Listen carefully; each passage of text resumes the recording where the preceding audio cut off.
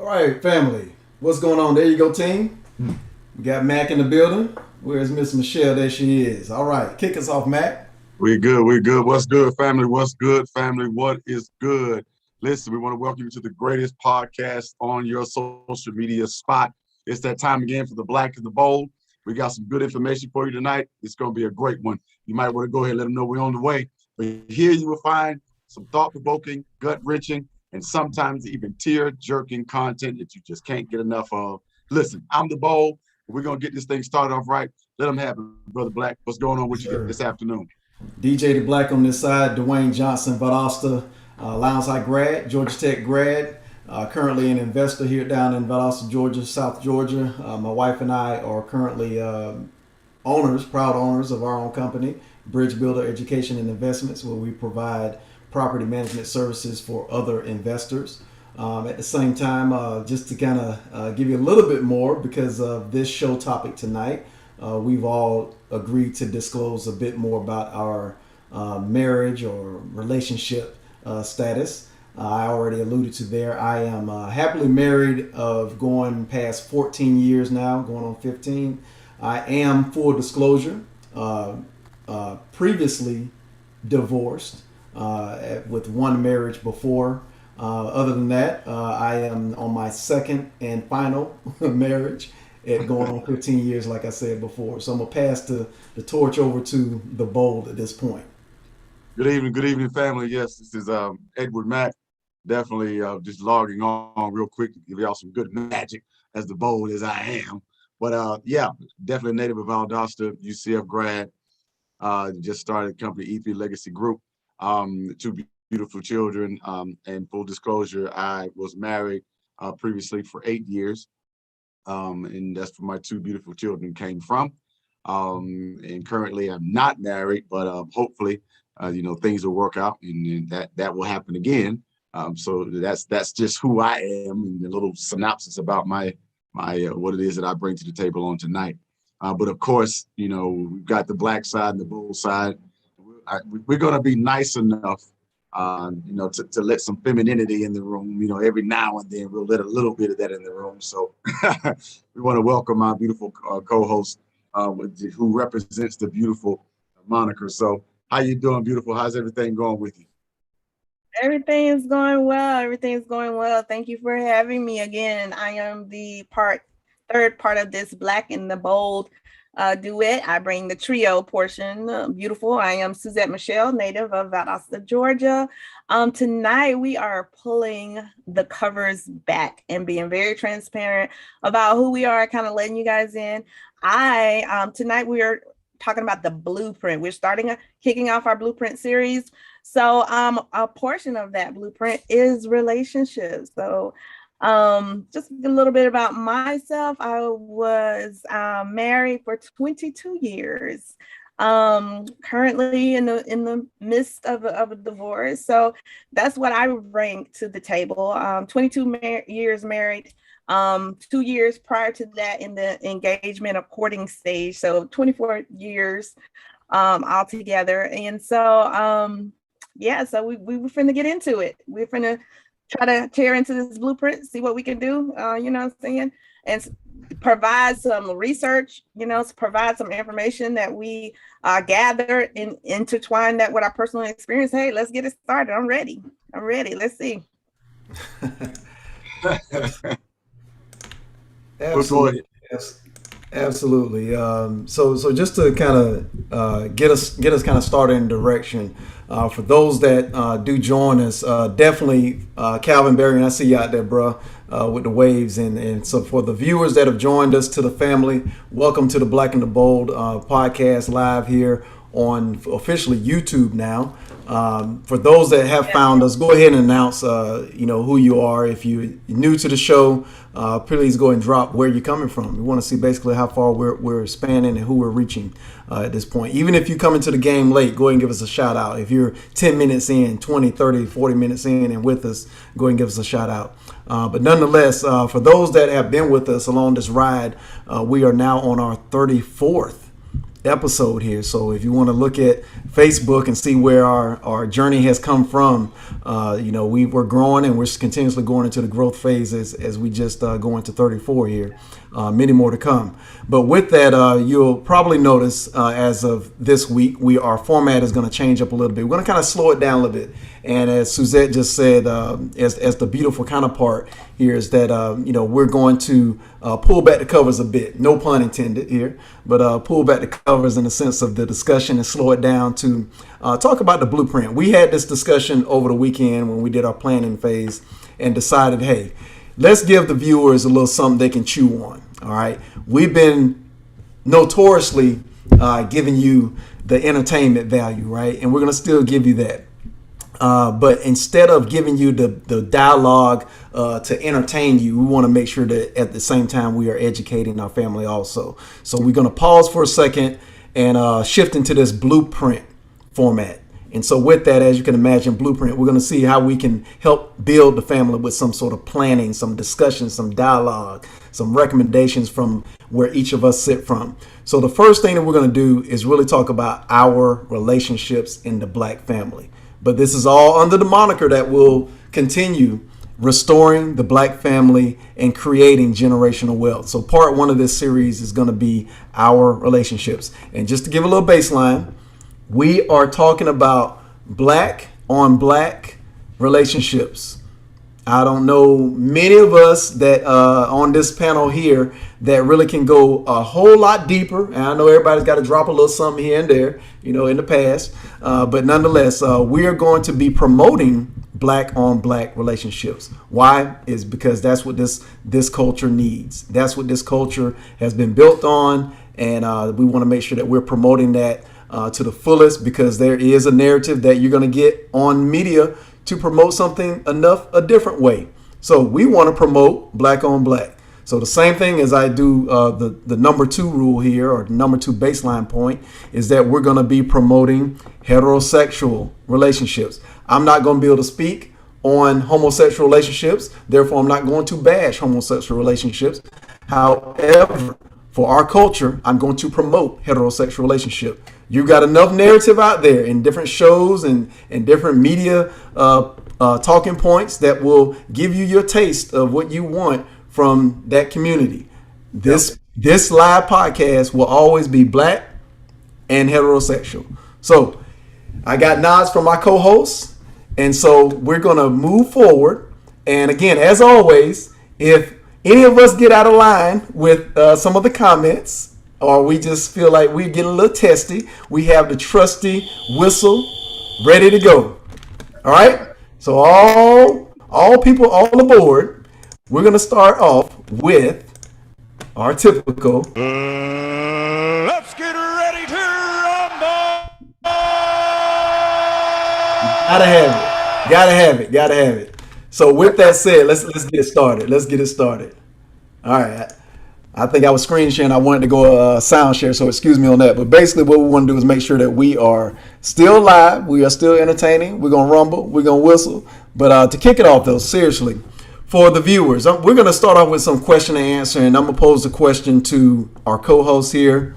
At the same time, we want the viewers to chime in with us to make sure that they are engaging. We also want you to share this, because again, we've given you about a good 7 minutes into the show already, and we want you to make sure that you're sharing it. Subscribe if you haven't. We're already building up our subscription list, and we want to make sure that others are seeing it and have access to this content.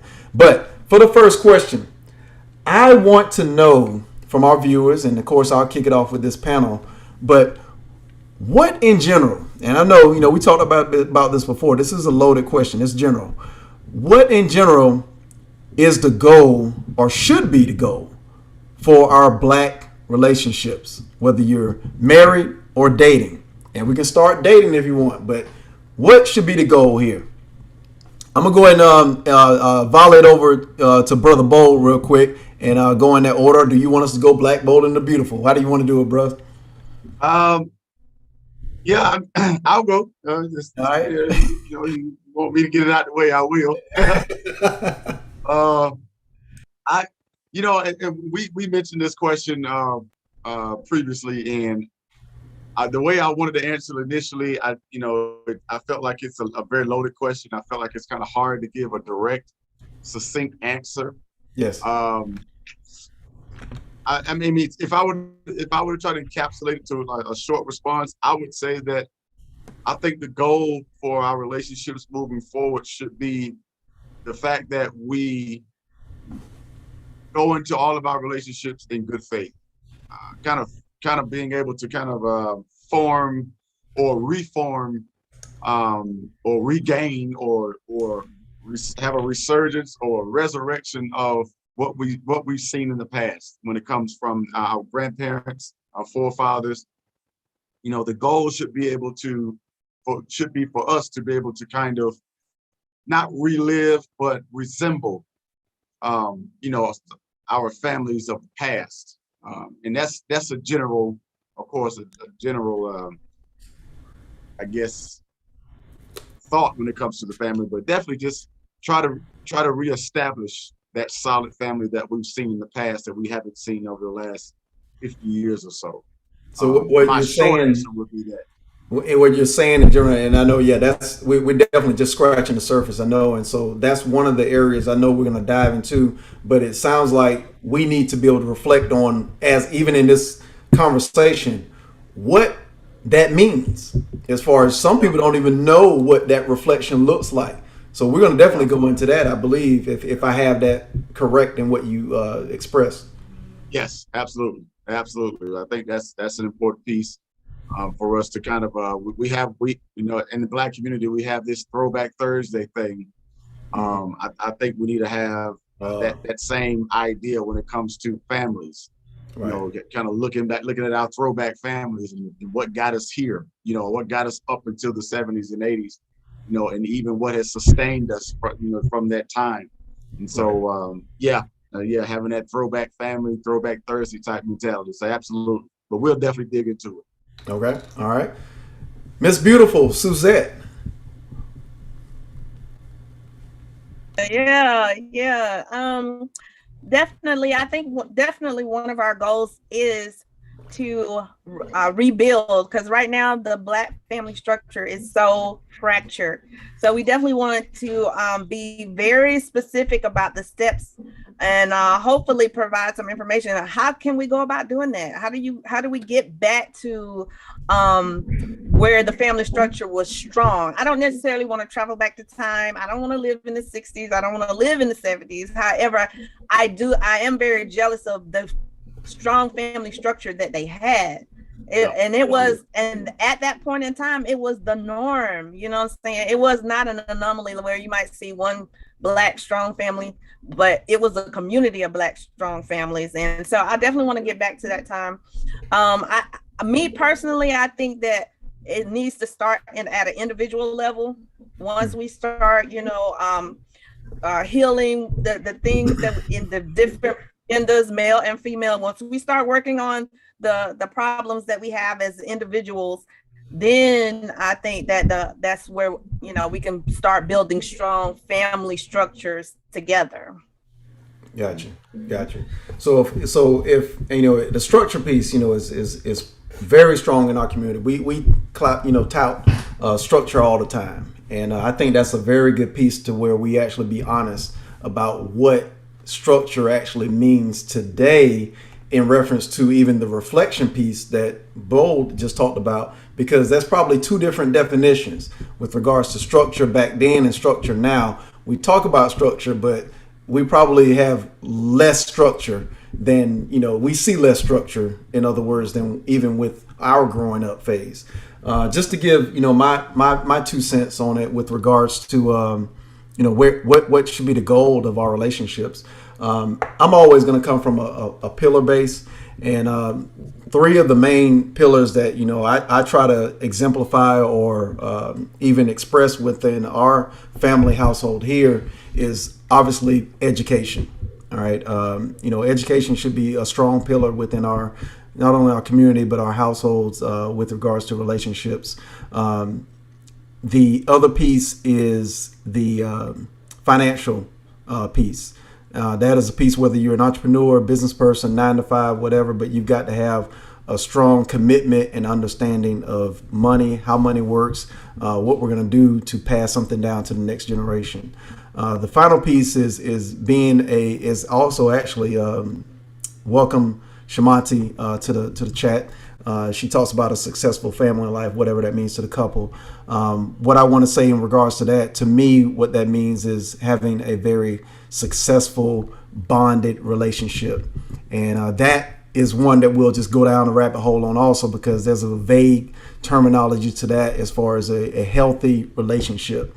And, everyone has a bit of understanding of what these parameters mean. I also want to welcome my Vivid Life. Hello, thank you, Miss Vivid Life there. I call it just because of the tag. But hello, she's coming in for the first time, and we'd like to know where you're coming in from, what city, state, or at least a state. What part of the country are you representing? Brittany Ellis. Are we familiar with Brittany Ellis, guys? Yeah, she's from right here from Valdosta. These are some of the people that I invited. Yeah, they. Yes. Oh, great. Oh, great, Suzette. Yeah, some. I'm recruiting my queens. I don't know about y'all. Yes, absolutely. I'm getting my tribe together. Exactly right. And of course, Joseph Moore with his popcorn. Yo, bud. Yes, sir. What's going on? But no, those will be my 3 pillars. Just strong, healthy relationship, and again, financial peace, and then the education piece. But nonetheless, as we get into that, I do want our viewers, Joseph, Brittany, My Vivid Life, Shamanti, Calvin, go ahead and answer that for us. I mean, what are the most important things? I know Shamanti talked about successful family life. For those others that are waiting to type, what are the parameters that you think the black family from a relationship standpoint should be focused on? And again, you can come from a dating perspective, even if you're not married. When you're sitting across the table from that counterpart that you just met, what are some things that you feel are important that you need to get across, y'all need to bond on at that stage? Let's see. Oh yeah, great. And so My Vivid Life talks about that we came up as a suggested channel, currently living in Florida. Great. If you don't mind, My Vivid Life, go ahead and hit us a like on there, and then make sure you subscribe. So not only is it suggested as a channel, but anytime that we go live, you're going to get a recommended view from us. But so let me go back to our format. Did anybody else have anything to add? I don't want to hog the line there, but as we wait for I just definitely viewers. We got a lot of new viewers tonight, and I just want to welcome them and familiarize them with our format. And basically, we just invite you to chime in, make any comments, suggestions. We are a no shame zone. So whatever suggestions you make, we're going to try to adjust it. I mean, not adjust it, but we're going to address it. Mm-hmm. Address it. Yeah. And so we just welcome it. We welcome it because we're trying to get the discussion started. We're trying to get the discussion started, and we want to hear our perspectives. What has been your experience? What is your knowledge on the subject, whatever the subject may be? And we're trying to make a lasting change. So it's not just, I had a good time on that podcast tonight, but hopefully you have some takeaways, something that you can actually use to apply it to your life. And not only that, invite other people to come with you. Join the conversation. Come on. We are a family here. Yes, ma'am. And so we're just scratching the surface here. I mean, Brittany says unity. All right. And so we'll get into what does that mean, though? It sounds great. You're on unity. Even when I say, a healthy relationship, what does that mean? Edward talked about, reflecting on the past. What does that mean? So we're going to get deeper into this. My Vivid Life says communication is key. Oh, my goodness. Again and again, we got to know that communication is key. I definitely would tell you 14 years married and still communication is one of the points you got to continuously work on. And she also adds that if that is a challenge, therapy. Yes, ma'am. Therapy can help to get unstuck and over hurdles. That is absolutely right. Do not be afraid of that taboo word called therapy. All right. I want to give you also a did you know? And a lot of us probably knew this, but some may not. All right. Jumping the broom. When they say, okay, we're going to jump the broom, we're going to get married, right? That actually is a symbolic way that African-American slaves legitimized marriage when a marriage was not legally permitted. The broom is a symbol of sweeping away the old and welcoming a new beginning. The hop the couple takes over the broom represents the leap of faith they take when starting a new life together, and African American couples do this at the conclusion of their wedding ceremony. So if you didn't know that little thing and you always wonder why did mom and daddy jump the broom, or why did they suggest we get a broom to jump over the broom, that's why. It's been a cultural tradition that we've had since slavery. All right, because we didn't have much, we had a broom. All right, so now give me some stats. Now we all know the main stat that's out there usually is that marriages all end at 50% divorce. All right, not a great stat, right? It's not encouraging to be in a marriage if you're looking at that 50%. So we got to get past that. All right, Janae talks about some key parameters in a marriage or a relationship: finances, taxes, and debt. Absolutely, all around that financial piece that I mentioned. Here's an interesting stat to kind of get us started. 80% of teens view marriage as very important. All right. However, only 30% of them feel they are well prepared for marriage. So why is that, guys? I mean, what are we doing wrong if, teens feel, because they see marriage, I suppose, they see it on TV to a degree, and they've been told get married. But what happens is that our teenagers have this idea of marriage, have this idea of being a prince, sweeping somebody off their feet, being a princess, being swept off someone, or being swept off your feet, getting out of college and marrying your college sweetheart, but then you're not prepared. So what happens? There's that 50% divorce rate. So what are we doing wrong, guys? What are some things that our viewers can take away when we're talking to our teens, or if we've got some young people that are out there dating right now? What can we offer to them? Suzette, you got any thoughts on that? Yeah, sure. Absolutely. One of the components that we're missing is the educational component. And there's a lot of different things pulling at your time that kind of sabotages our time to kind of train the young men and the young women of what to look for in a partner, or even how to prepare themselves to be a husband or to be a wife. And a lot of, as we know, the family structure is broken down, or have a lot of role models to guide them through that process. We used to have an opportunity to sit down and be groomed by heavy hitters. When I say heavy hitters, I'm talking about people who have been married for 30, 40, 50 upwards years that can kind of talk to us and guide us through some of those rough patches. And even today, with all the technology we had, I think one of our viewers mentioned it already, even with the access to therapy today, we're still failing in marriages sometimes. So we need to definitely get back to the educational component of it. We need to kind of guide our young people as to what does a healthy marriage look like? What does a healthy individual marriage look like? What do you bring to the table to contribute towards a healthy marriage? Because there's two parts to it.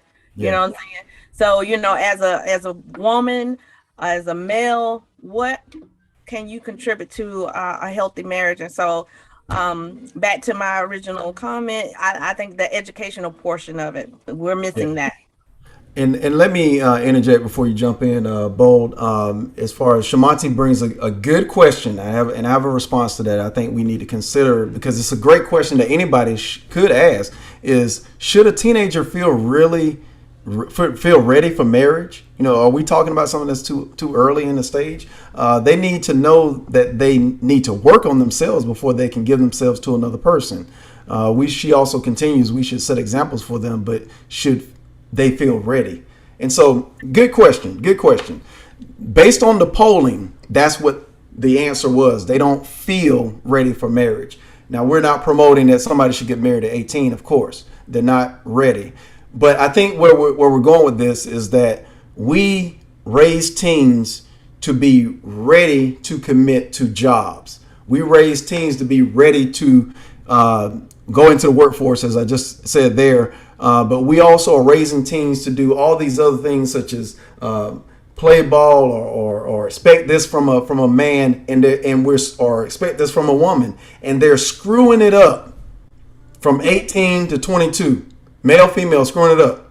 All right, and then get into a phase to where they're supposedly ready for marriage, and they're still not ready because somewhere along the line, either we haven't done what was necessary to groom them for manhood and womanhood, or they're seeing the wrong examples that they are bringing into a marriage along with baggage. That's my thought on that. Anybody else on the line want to respond? Absolutely, yes. No, absolutely. I do not advocate any teenager at any race. I do not advocate any teenager at all getting married. But what I do advocate is that we, as be proper examples of what they should be looking forward to. It's a step.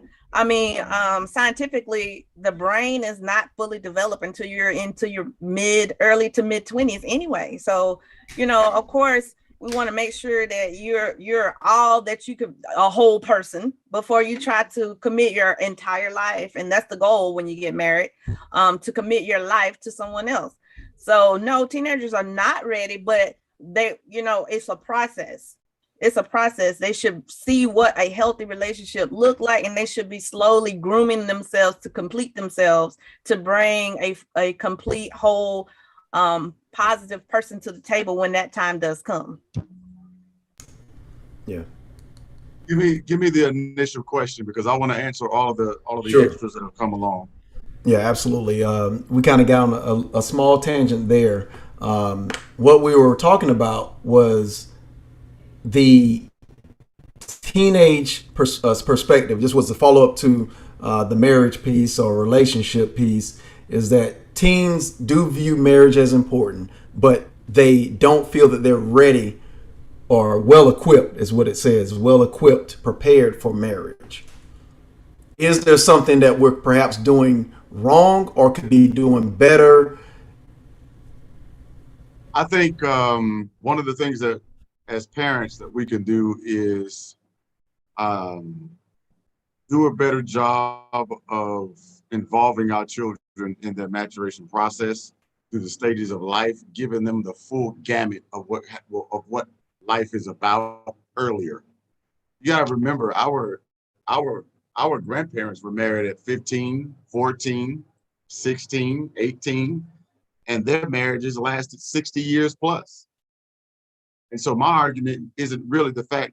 I think we make a huge mistake when we tell, especially women, and this is just my personal opinion, I think we do women a disservice, because a woman's value, her highest value is between 18 and 27.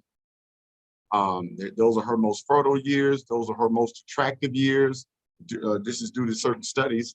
And so she has her highest potential of actually attracting the mate that she wants earlier in life.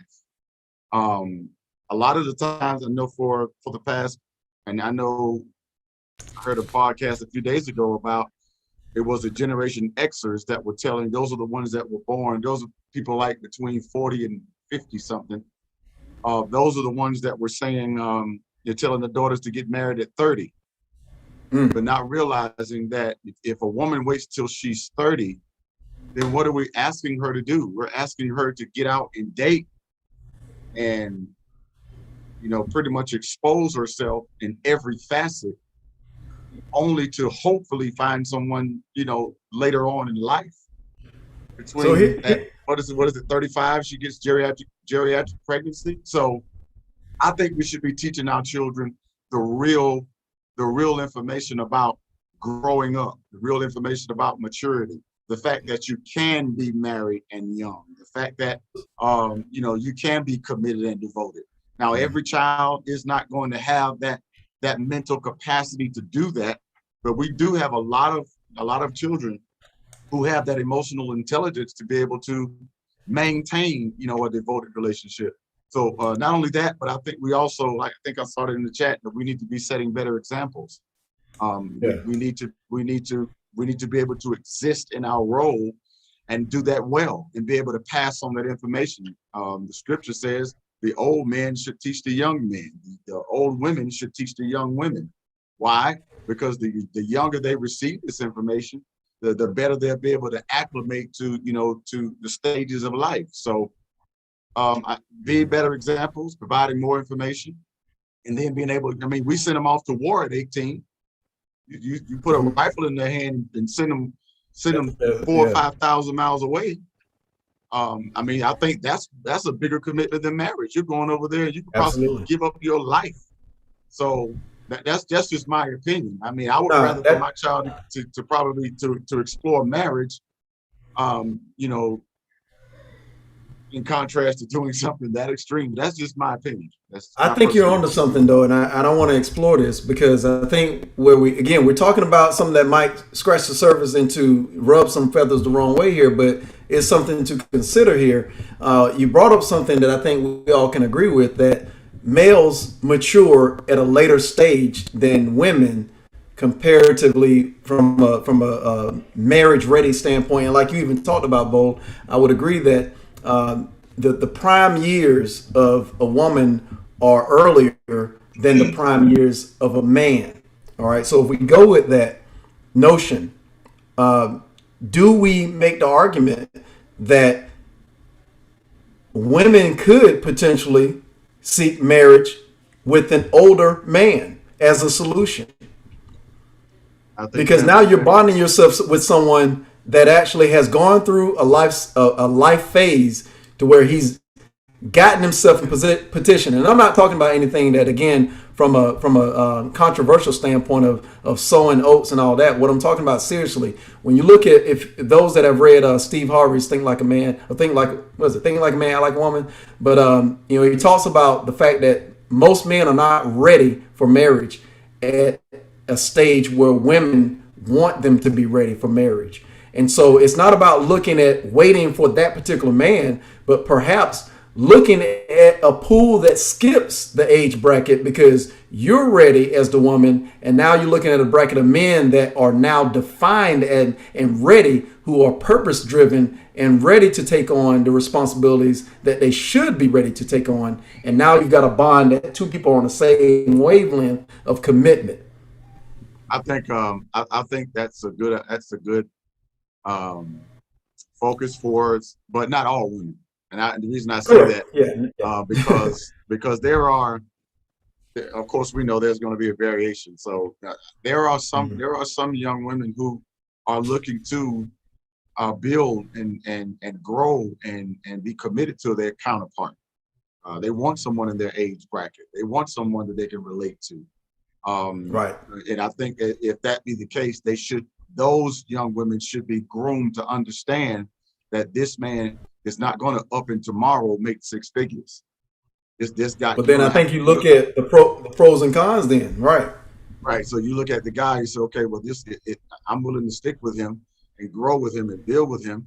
And when he gets to that, that high earner status, then at that particular point, I think our relationship probably will be more valuable then, because like a lot of times we say, this person was with me when I was getting it out the mud. So I think that connection and that devotion just heightens. If you have a young lady who's looking for a man to completely take care of her, and she's sitting in that traditional homemaker type position, she should look for someone who's older, someone 35 and above. I mean, a man he doesn't begin reaching his career heights until he gets upwards of 35, 37, 38, 40. And so those guys are making that 6 figures or close to it or far beyond, unless he's an athlete or something. But I think that they're looking for that provider husband. They should be looking for someone who's older, a little more established.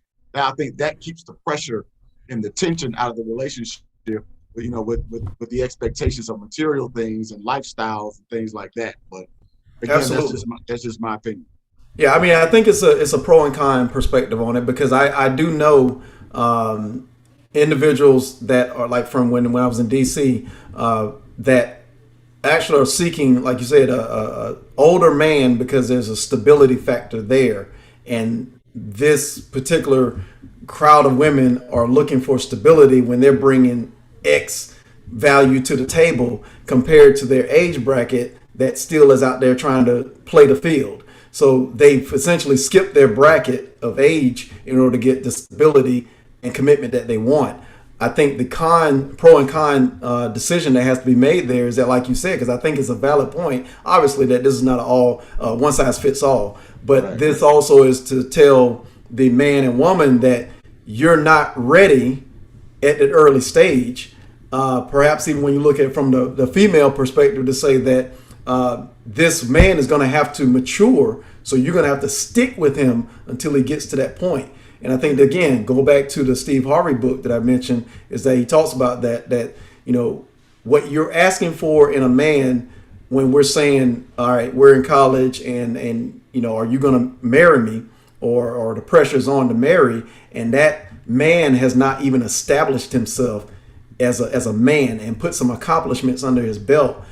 There's a lot of change potential that is yet to happen that either of you may or may not be ready for. Right. Yeah.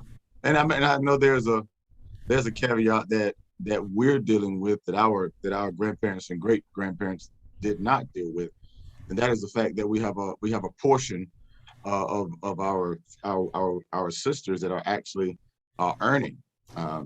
They're getting their college degrees, etc., and they're getting into certain careers, military, etc. And so they actually do bring a certain level of financial stability to the family. And so that kind of it kind of allows the peak and valley of that male provider, I guess, what do I want to call it? Not really a stigma, but the expectation, it kind of shifts a little bit. Just because, we have women who are earning now.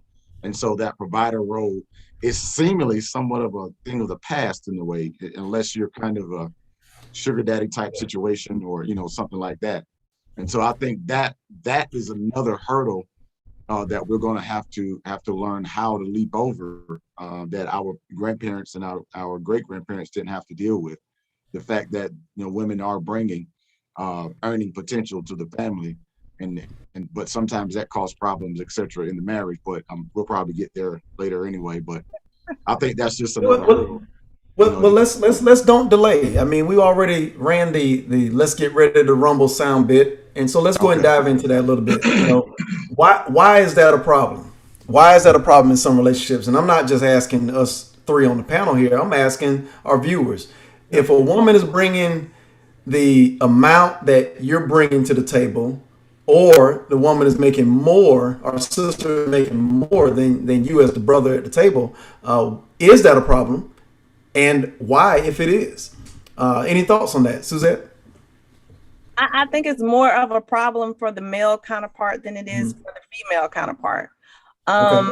Females have a tendency that if we're to the point where we're considering to commit ourselves to you, then whatever is ours is yours.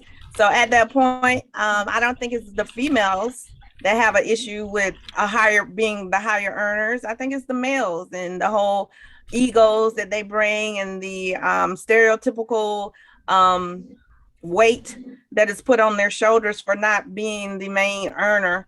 I think it's antiquated. Like you said, we're now living in a society where women are high earners. So come on, I feel like the gentlemen need to get on board. Some of the statistics as we were talking about, settling down, according to independent.com, women usually peak at 26, the age 26. So that's, past the bachelor age, and that's where women are settling down now at age 26. And like you said, I'm not sure about, I think we need to try to figure out how women should not have to go outside of their age bracket, to a higher age bracket to find a suitable mate. I mean, yes, that makes sense for them to seek someone older, but really, I think, again, these young men need to be groomed on how to select, how to prepare themselves to be a husband and how to select a wife, because, women aren't going for older gentlemen, but the sugar daddies are on a comeback right now. We don't, we're looking for life partners, not a sugar daddy. So, I really think that again, the males, I think they have more problem with women being higher earners than the women do. Gotcha. Well, I wanted to speak to that earning potential that you brought up. 22% of Black women make between $20,000 and $30,000. 33% make between 30 and 50,000. Only 17% make 50 to 75,000, and only 9% make 75,000 or more. So the majority of the women, well, I'll go a little bit further. 24% earn part-time, and 40% have no earnings at all. And so when we look at it, it's not. I think it's the fact that when women bring that to the table,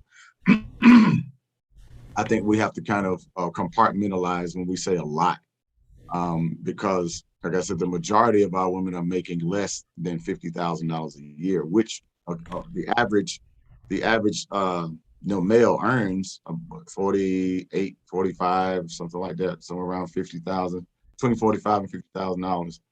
And so when we look at that small statistic, I think we have to really, break it down a little bit more. Is that, it's only 17% or lower that are bringing, a lot of money. And I know you said something about, what's you all's is ours. I think that's another issue that I've experienced through my counseling. I've counseled a lot of couples, in marriage, and I know when it comes to money, that seems to be a huge issue. But when you get down to the granular discussion, it's only like $30,000 that one person may be bringing, or whatever it may be. So I think that money thing, I think you're right. That money thing has to be readdressed. You're right. Us brothers, we do need to learn how to choose better. I would definitely shout that from the mountaintop. We have to do better with choosing our women. I think on the other side, I think our sisters should also increase their desire to want to groom our young women, because there is a huge sugar daddy thing going on right now. And because of that, I think that's causing another great divide, because the brothers that are actually sitting back, possibly wanting to get married, a lot of times we see a lot of that sugar daddyism on social media. And so that kind of turns another guys away. But we're gonna lead into that later. I just want to throw that in there, that you're absolutely right. That we do need to choose better. Absolutely. So to support some of that also, I found that in general, let's just say that when either gender, Black male, Black female, has higher education, college degree, they are more likely to get married. Whereas if there's a high school diploma as the top earning degree, or diploma in that case, then there is about a 10% gap and more of the marriage rate. So we find basically, specifically, our sisters with college degrees are 70% getting married, and men 76%. With those that have high school diplomas, only 60%, which is not far off, but 60% sisters get married, and 63% brothers getting married. So the likelihood of getting married stands better once you have more education. Now, is there a tipping scale to that? Do we agree with that? Is that something that the Black family should be? I mean, I think it's kind of easy to answer, but are we should we be waiting until we're degreed in order to get married? And what are we setting as far as the blueprint? I definitely think that, especially in this day and age, I definitely would promote, because I promote all young people, complete your education before you consider getting married. Why? Because that is another stressor that can be placed on a marriage while you're trying to have a married life, and then you're also juggling educational goals. That's a lot. That's a lot to juggle. So complete that portion of your, because we all know as a college student, whether you're fresh out of high school or you're a working college student, it's a finance component to it as well. It's pulling on your finances. So that's another stressor on the marriage. So yeah, I definitely would agree and concur with those statistics. Go ahead and complete your education component, set yourself up career wise, and then start seriously talking about the marriage, entering into a marriage with someone. Yeah. Yeah, Definitely. I can agree with that. I'll second that. As far as getting the degree, making sure you got something under your belt, again, from a male perspective and perhaps even from a female perspective. But again, from a male perspective of accomplishment and trying to dig in as far as what your state of life and purpose in life is going to be, I would say definitely that male needs to go ahead and one up his own stock, if you will, of getting that degree, so that he is one step closer to being able to provide for the female of choice. The same thing with females. You all have to consider that life changes on a dime. I mean, Brother Bold knows with my first marriage, that was a huge factor in that end result, because things changed on a dime when I was recruited for an engineering position and had to move, because of where the opportunity led, which was 800 miles away from where my wife at the time was. And so, but she was still going through school. So, there you go, is that you got this school piece holding you back from moving forward with the husband counterpart. So who wins? And there is no right answer, but from our answer, there's one end to that result. But that's because of, like you said, Suzette, is that there's a stressor involved with regards to schooling and work life. So yeah, I'd agree with that. I would have to disagree. Okay. And I disagree because there's also studies to show that when both parents are degreed and in the work field, that completely disrupts doesn't completely, but there is a disruption when it comes to the mother's ability to bond and to educate and to groom her child those first few formidable years. So I don't say that I don't think that the blueprint should say that both should be degreed. I think it depends. I think it depends on the woman. There's some women that don't want to go to school. There's some women that go to school to find a husband. That's true. If you look at our counterparts, majority of some of our classmates, when I was graduating college, they were planning weddings for the next month, and so a lot of us were going on and trying to seek after careers, and that could be just due to the financial stress that the Black community has been under for so many years. I mean, we probably have a greater desire to go out and earn and establish ourselves. But I know for the Black family, I think if both of them are degreed and chasing careers, I think it's just that's going to interrupt their ability to really bond and connect with their children in certain circumstances. I mean, for the Black, I've learned this when I moved to Jacksonville. Living in the city is a different stress on the family than living in a small town. Right. When you're talking about commuting, when you're talking about resources and locations and where you're working in proximity to where you're living, like a lot of that can, we first moved here, our commute from home to school was at least 50 minutes, almost an hour. And so that's different if I was living in Valdosta when I had to travel 15 minutes. If you're thinking about adding an hour or hour and a half from the time I left home, by the time I got to work, it was an hour and a half. That's one way. So you're talking about adding that additional stress on for careers. You got the mother and the father. Now you got to pay someone to watch your children. Now you got to, there's a lot of different stressors that go into that. There's some families that can survive off of one degree. There's some families that make agreements that once the children get to the school age, then they'll pursue their career. So, it's just stuff like that. And from the very beginning, and maybe I misunderstood you all's intention, but I heard it as if you should get the degree first. Just depending on what your plans are when you want to have children, but you got to think about a woman's window to have children is much shorter. You know, you think about by the time you get out of college, you're 22. So you're not going to, around 22. So you're probably not going to want to have children immediately. So you might want to jump into the workforce. So you probably want to give yourself few years for that. So we're talking about roughly 25, 26 at that particular point, depending upon if she's married, if she's in a relationship, whatever. So you got to give herself time to date someone, find someone. So you're talking about another year or two. So now we're closer to 30, starting a family, when most of our counterparts are 30, 35, finish having children.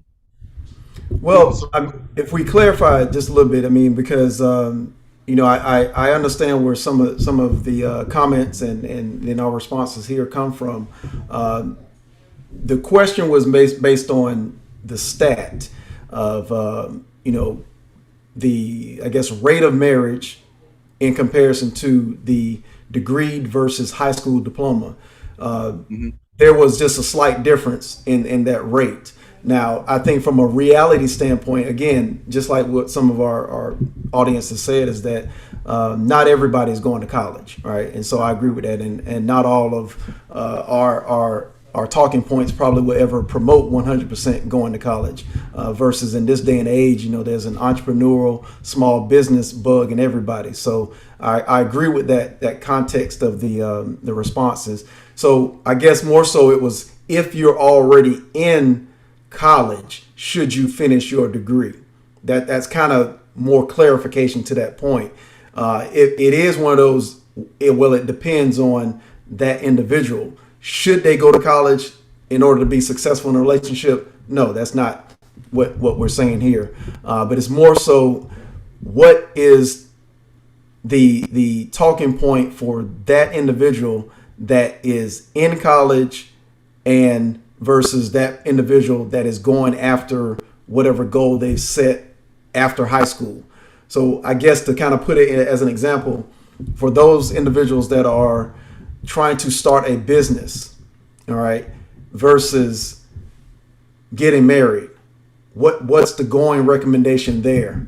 Because there's a stressor added there, is that I'm starting this business, I got to get off the ground, I've got to get the marketing down, I've got to devote time to a small business, and I also want to get married.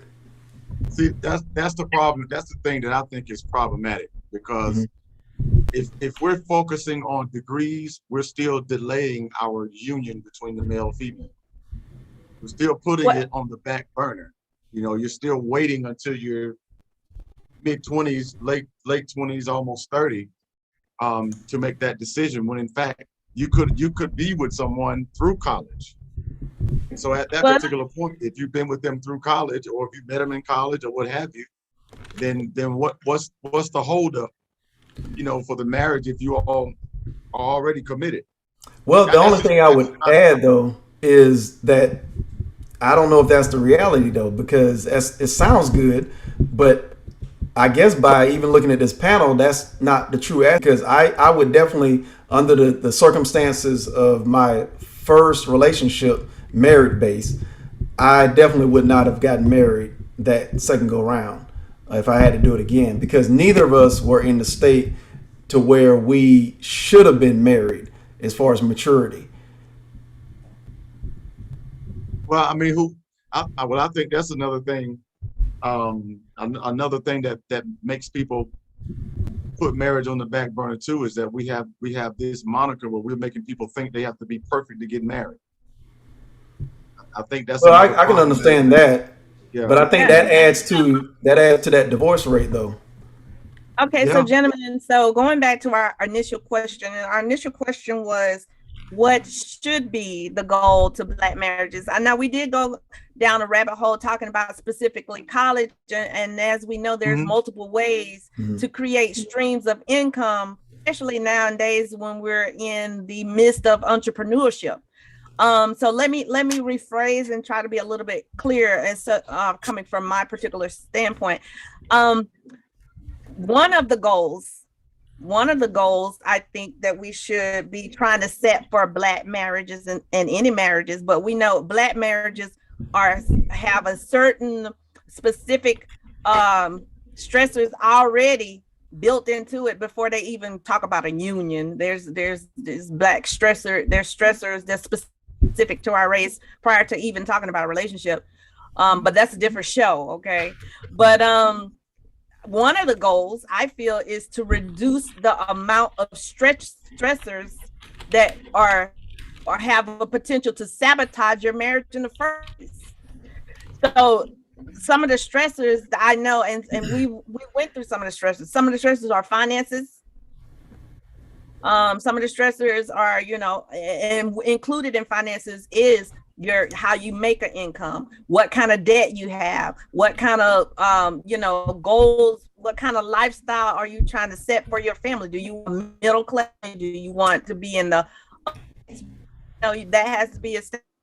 So when I say college, I did specific college, but what I mean by whatever your means is to support your family financially, I would suggest that those that mean is already, you know, established before entering into a marriage. You know what I'm saying? If you're an entrepreneur, if you're going to college, and even if you choose to be an at-home wife, you know what I'm saying, whatever that is, your finance component, or how you're going to support a marriage, that should be established before entering into a relationship. Even if the wife doesn't work, and we have stay-at-home husbands as well. Even if that's the case, go ahead and complete that task. Let's, and that's going to probably segue us into another question that we have. Let's go ahead and establish some of what our roles is in this marriage.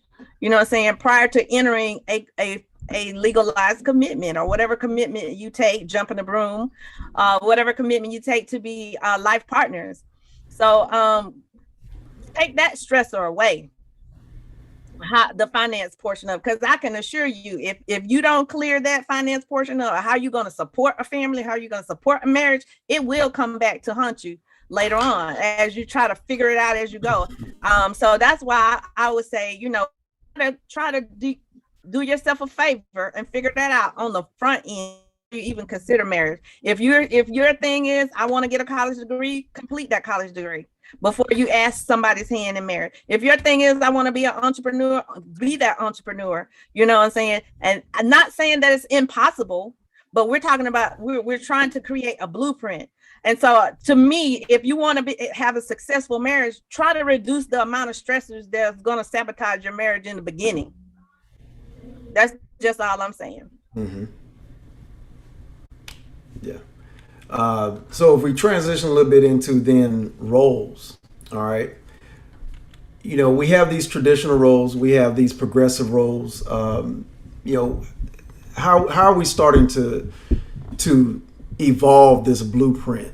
Because the blueprint, if we reflect on, you know, our previous generation, was that, you know, obviously it's changed. You know, the female counterpart is not staying at home 100% of the time, or even the majority of the time. No, we're not. The female counterpart is not way less educated than the male counterpart. All right. So those things have changed. The ambition of the female counterpart is grown just as much, and even sometimes as more. So if we have more women-owned businesses than black-owned male businesses, then that says that women are becoming more ambitious, if you will, and more eager, more willing to start small businesses. So with that dynamic changing, along with others, do roles change also? I think that's a question that should be discussed. When you're courting somebody, what are the expectations with regard to roles that you have coming into this relationship? Even before we get married, let's test this out. Is this going to work? Because here's what I bring to the table, and I expect to go on in the behavior of this relationship. So how do we feel about that? I definitely think that we were talking about kind of doubling back on some of our previous points and some of the things that the viewers were addressing, talking about, you know, role models. We need to groom younger people or people potentially considering marriages to have those hard conversations before you actually jump that broom. Have those hard conversations about you know, what are our roles? What do you expect from me? What do I expect from you? Do you want me to be, you know, historic barefoot and pregnant wife, which I don't think that's gonna fly anymore, fellas. But if that's her thing, it might be a lady out there that's her thing. But go ahead and discuss that prior to, establish that your rules of engagement prior to getting married in order for you to again remove some of those stressors in life. So conversations about and some of the things that we neglect to have about child discipline. How are we going to discipline the kids? How are we going to educate the kids? Are we going to send them to public school, private school, home educate? These are some of the things that the hard conversations you need to have before you enter into a commitment as serious as marriage. Carly Iyanla Van Zant says, stop foregoing surgery by replacing it with pain management. I think we're going to have to come to a consensus to realize that there are traditional male and female roles. There are a lot of women out there who are still desirous to be that stay-at-home mom. A lot of them have been feeling so villainized and been made to feel so bad, the fact that they do want to remain in that traditional feminine role. There are a lot of women that do want to do that. I think we need to have somewhat of a consensus to come back to the table and discuss, the necessity of us establishing these roles. Not the reason why, but one of the reasons that has contributed to such a disconnect between the male and female is because there's been a muddying of masculinity, femininity for a lot of men. And I think Kiana said it earlier, that we have a lot of masculine women and a lot of feminine men. A lot of this stuff has come out, and Black marriages are under a lot of a different stressor. And so when my grandfather when he was choosing a wife, he wasn't dealing with a Megan Thee Stallion or Real Housewife of Atlanta. He wasn't dealing with that. That wasn't a part of his pool of choice. Now that is a real thing for men nowadays. And so for us to say that we want to restore the family, we cannot restore the family with such a loose handle on what male-female roles are. And so I think we have to get back to that and come to some type of agreement, with some type of modern agreement. Right. I'm not saying that it has to completely, mimic what our grandparents were. No, you don't have to be home and have 10 or 12 or 15 children. That was their time. They did that for a purpose. But still, I think there needs to be some type of establishment of what is my role as, as the woman in your life? What is my role as the man in your life? And be able to have somewhat of a template. I'm not saying it has to be the same across the board, but if we're talking about the Black family in a diasporic type of context, we're going to have something that we all can at least grab a hold to and say, I can get with that. And if I need to amend it a little bit for my situation, cool. I think that stops us from confusing the children and other generations behind us, so they can look at us and say, that is the marriage I want. Instead of, looking around and finding, well, this woman act like this and this man act like this. Well, this man, he let this woman do this to him, and this man, he didn't put up with it. I think we have to come to some type of consensus about what our behavior is going to be in a relationship and in a marriage, and then make adjustments at that point. So we got to get back to stop trying to pop these pills with this pain management and being closed mouth when it comes to, the male-female relationship. Kiana says, she says, I want to be barefoot in the kitchen until my tending my greens. Right. Tending her greens. That's what I'm saying. Like, the independent woman and all of that, that's great. That's perfect. That's what you want to be, cool. But there are a lot of women out there that do not feel that way. They want that traditional role. So I think that's something we may need to ask, the panelists. I know Black is going to respond as well, but that's something that they might want to see. But that's just my opinion. Yep. The word that I've come to utilize more and really been exemplifying, I guess, in my marriage that has worked is conscientiousness. And basically all that is just being conscious of what sharing of responsibilities that can take place and Yeah. using whose skill works best in certain avenues. Like for instance, and it is more so traditional in ours when it comes to finances. I'm the money person versus what she is. So that's the traditional sense of it. But there are some successful marriages where the woman actually heads the accounting because that works best for their marriage. There are times to where if my wife is dealing with a particular property where I see clothes need to be washed. I mean, that's a traditional age-old thing to where I see there's a problem that needs to be handled within the household. I'm handling it. So again, there are some areas to where, in this progressive means to where we've evolved. And when I say evolved,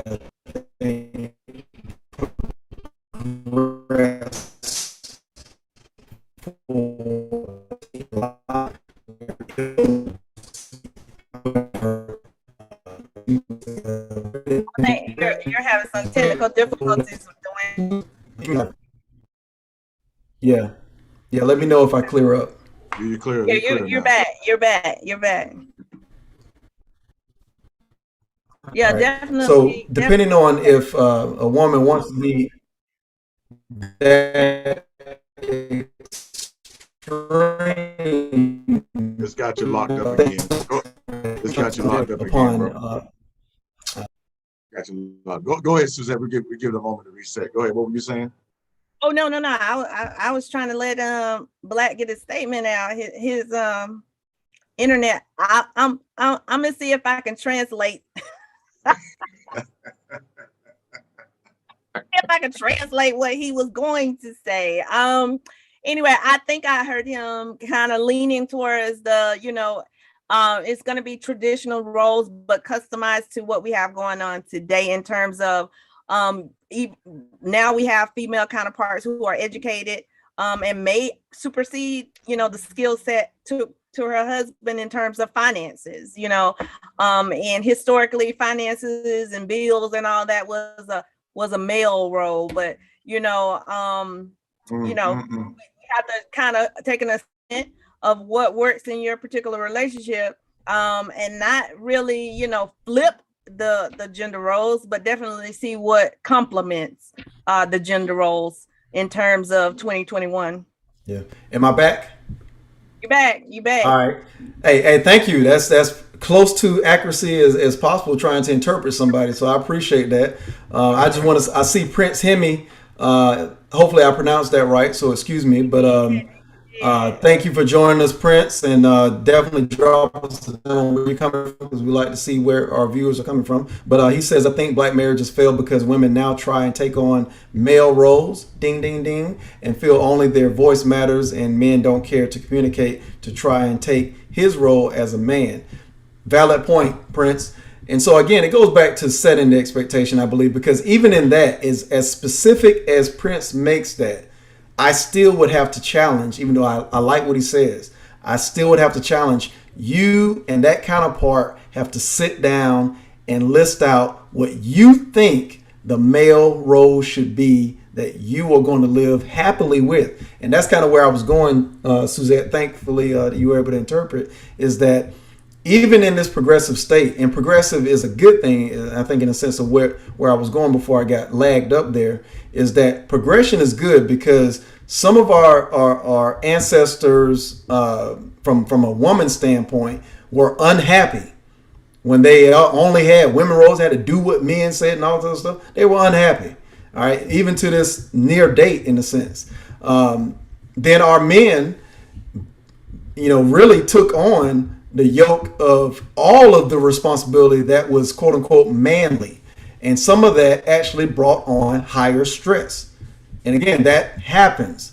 I've seen the households that had to do that. I've lived in households that had to do that. And it brings on higher stress. And it brings on unhappy marriages. We now are in a time to where we can sit down and two people, not even us on this call, not people in the chat land, but you two individuals can iron out what you want your relationship to be. And I think part of the blueprint is creating your own blueprint. not confining to what society says, not what I say, bold, beautiful says, but you have the luxury of this day and time to say what you want in a marriage and check the boxes and decide, okay, this person doesn't check enough boxes. I'm moving on until I find somebody that does. Exactly. And but even with customizing, there are some things that there are foundational truths that you cannot leave out. For instance, let's move to a real live blueprint. You can't a roof on and add air conditioning, AC. You have no foundation. You don't have no plumbing. You don't have no wire. There are some things that you cannot get around if you want a relationship or a successful marriage. The things that I think that you not exclude from it is some level of respect, mutual respect for one another. You have to have that. Seeing in society today, women are, and I'm okay with the feminist movement, but women are so vocal and so bold, and so to they not trying to have no respect for their counterparts. They kind of manhandle them. Back in the day, they call it being henpecked, whatever. But you have to have some kind of mutual respect for other. And if you want to, to be successful and have it longevity, you have to be willing to listen as well as to have a voice. So, you don't want to exclude a level of respect. You don't want to, and one of our viewers, I think it was Brittany Ellis, she pointed out earlier in the chat, unity. You definitely want unity, you want to create unity, and you want to make sure that your children, and not only your children, but everybody that you encounter sees that unified front, as a husband and a wife. You have to display some level of unity if you want to be successful in the marriage. If I can interject there a little bit with unity, because I said, even with that, I wanted to get into that response, since that's just calling what is vague in the sense of what unity is. It's like saying success. What is success? What is unity? So one thing I would offer in the sense of unity, because I think it's a valid point. Yes, we need to display unity in and outside the household. Even sitting at the dinner table together is something that is a small expression of unity. I'll say that growing up, that's not what I saw. And that's one thing that I wanted to make sure was implemented in my family. And I think that has made a huge difference in our household, because a lot of conversation happens, a lot of conflict gets resolved in the sense of what people have experienced outside the household. We can talk about it. We bond together there. Being an only child, whether it had an effect or not, I think it had less of an effect because I didn't have conflict with other siblings. But I think when you have siblings, it's more important to sit at the table. That's a way inside the house to blueprint something that will have a lasting impression. The final alternate point I would say outside of the house, I think a unified family unit needs to do things together, go places together as a unit. I don't care if it's going to the library, to the museum. These are type of things that we do as a unit to display to the outside world that we are together. Right. And definitely, and not only is it beneficial to show unity, but it's beneficial for society to see that unity. We're talking about restoring, Black families. What makes any subject, especially this one, a norm is if you see a lot of examples of it. So, if we continue to perpetuate that narrative that this is what unity looks like, this is what, healthy relationships looks like, and continue to build on those role models, then hopefully it will catch fire and become more of a norm instead of anomaly, which is kind of what it is now. I'd have to agree. Both of y'all did well. I don't have anything to add to that. So, okay, now I'll say, because I'm looking at Kiana and Jarkay and Prince have something going on there, but just kind of getting back into this role thing. Jarkay does say something that, response to being that's true. Kiana, I have a friend who just recently started stepping up and taking the lead in his marriage. before, when she was when she was leading the household, when she was leading the household, it was chaotic. Now their marriage is more stable and unified. So there's a perspective that when the female counterpart was leading, it was chaotic in the household. But then when he stepped up, the marriage became more stable and unified. That kind of created a question that I wanted to ask. I know we were talking about being able to kind of bring that information, having that template, sitting down together and making it work for you with your strengths and weaknesses. But with that comment and with a lot of the information that we've seen online in our families, etc., seemingly to me, there are certain things that can be shuffled, but not all. You're absolutely right, brother. I think when it comes to the idea of the question that we have is, how important are traditional roles? I think we're going to have to stop humming and hawing around this conversation. We see a lot of commentary on social media, television, etc., that constantly tries to emasculate the man to not lead. Because anytime we show any type of leadership characters or characteristics or any type of manhood type of personalities, nowadays that's being demonized. And so to actually see a woman testify to a relationship, to a marriage, well, the woman was in leadership, because it seems like we have a lot of women who want to lead.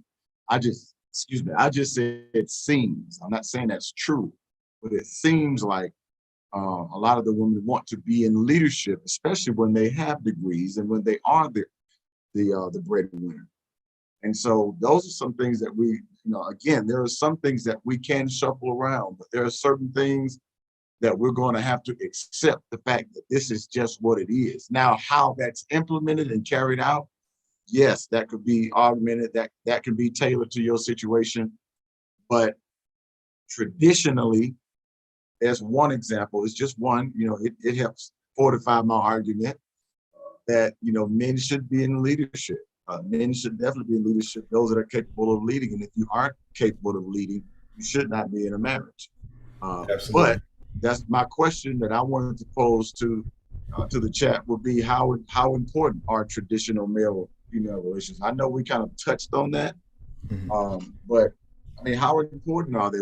With that testament being shared, have you seen a lot of families? I mean, for the blueprint, should we throw in the caveat that at times the woman can lead, or should she never be able to lead? Because again, if we leave it loose, then we're back to square one, where everybody's kind of picking up and making the thing, defining the word for what it means to them. But I mean, how important, how necessary are traditional male-female relationships? Yeah. I mean, I don't know. I mean, as people are typing, I'm just a firm advocate of, and I agree, first of all, but everything you say is that some things can be loose, but a lot of things cannot be loose when it comes to gender roles and gender expectations. When it's time for a man to be a man needs to be prepared and well equipped to be a man and step in with no hesitation. I'm a firm advocate, in addition to that, of, as I've said before, and in some cases, that our relationships can very well mirror business relationships. And when I say that, I have a tendency to relate it to politics. I have a tendency to relate it to the CEO boardroom, whereas you have, I think we said this before, you have a president, but you can't have two presidents. All right. You have a president and you got delegates, you got a cabinet, and you've got a CEO, but you got board members, etc. Where I come from, just to reinterpret and clarify, what I'm talking about is that your president is always going to be your leader. And that's how our household, I think, from a blueprint should be, is that fill in that blank. If we got a blueprint booklet, we're going to have a black and the bold blueprint booklet here. And we want you to fill in the blanks. Who is your president of your relationship? and probably want to be that guy. All right. But so at the end of the day, what are the responsibilities of the wife and what are the responsibilities of the husband? And that's where I think the strengths come into play. But the executive decision needs to come from the top with information from those that have led that particular factor in play. So if the woman is leading the finance committee, if you will, of that relationship, lead all you want. At the end of the day, somebody has to make the executive decision. So I think I agree, and I think not that I think I agree. I think what I needed to say was something a bit more clarifying, but it's in the same context vein that you're talking about. I think that what I try to exemplify is that there has to be more fluidity to how it's discussed compared to 50, 60 years ago. Absolutely. It shouldn't be a blind expectation, is what you're saying. Right. Yeah. Go ahead. Yeah, that just made me think of the possibility of moving forward, because I know we're establishing a blueprint. Is that something that, should the male still have that somewhat blind expectation to be the leader off top? Because you listen to the rhetoric, that's not really what we think is the new standard. It seems like the new standard is you kind of acquiesce into what is expected of you from that person instead of the position itself. No, I think despite the standards, the quote unquote standards that are being expressed out there, I think from a Black blueprint, again, we're talking a Black family, restoring the Black family, restoring meaning that something was lost and we need to rebuild it and make it exist again. I think what we need to do is, just like you said before, is that when we reflect on what made the Black family great was the maturation of the male counterpart and setting the expectations to build a man from age, 0 to through 18, whatever your age points are. But the point is that I am raising a son to be a leader. And from a Black family standpoint, I'm raising a son to be a leader of his household. I'm raising a daughter to be a very good leader in her own right. But I'm growing and raising that daughter so that she is fitting into a household hierarchy that fits best for the expansion of our Black families. And if I raise a leader to be that executive leader, then again, it goes back to, can we have two alphas playing in the same sandpit, man and female? How successful is that going to be compared to fitting the puzzles together and grooming puzzles? You can be a leader all day, but we need to make sure we're fitting the puzzles together when we push those individuals out into the real world. Yeah, absolutely. What are your thoughts, Beautiful? Do you think we should kind of leave that male leadership expectation loosely, or should that still be the standard? And if so, should the women change their position on how they feel about men in leadership? Well, guys, I had a little technical difficulty. Can y'all hear me? Yes, we can. Okay, wonderful. Honestly, I think I'm in support of the male taking the lead in that. I think that the women today, some of my followers may crucify me, but honestly, women, I think it would take a lot of pressure on us as the female component, trying to be the alpha in the relationship. Make that man come up to his role and his responsibility. That's his responsibility, and then you can kind of support him in that role. But I also think if we're going to get the Black family structure back to where it needs to be, we do have to follow our place and be that supporting role in this dynamic in order to continue rebuilding the Black family structure. The only comment I would say, and that I from my perspective, I want to add to make it my interpretation of what you've said, and I appreciate, is that our sisters don't need to make that man fulfill that role. I think that's some of the, as this progression happens, I think that's one of the pitfalls that happens in relationships, is that we've got counterparts trying to make each other fit into the expected roles. I think the word choice that I want to insert there is, our sisters should instead find a brother that fits what you think should be the best leader for your household, if I may. Definitely. I mean, it depends on what stage in the relationship that we are True. referring to. Now, if we're in trying to select a partner, of course, you can't make someone be what they're not. And that's easy. That's an easy exit sign for you to kind of parachute out of that particular situation.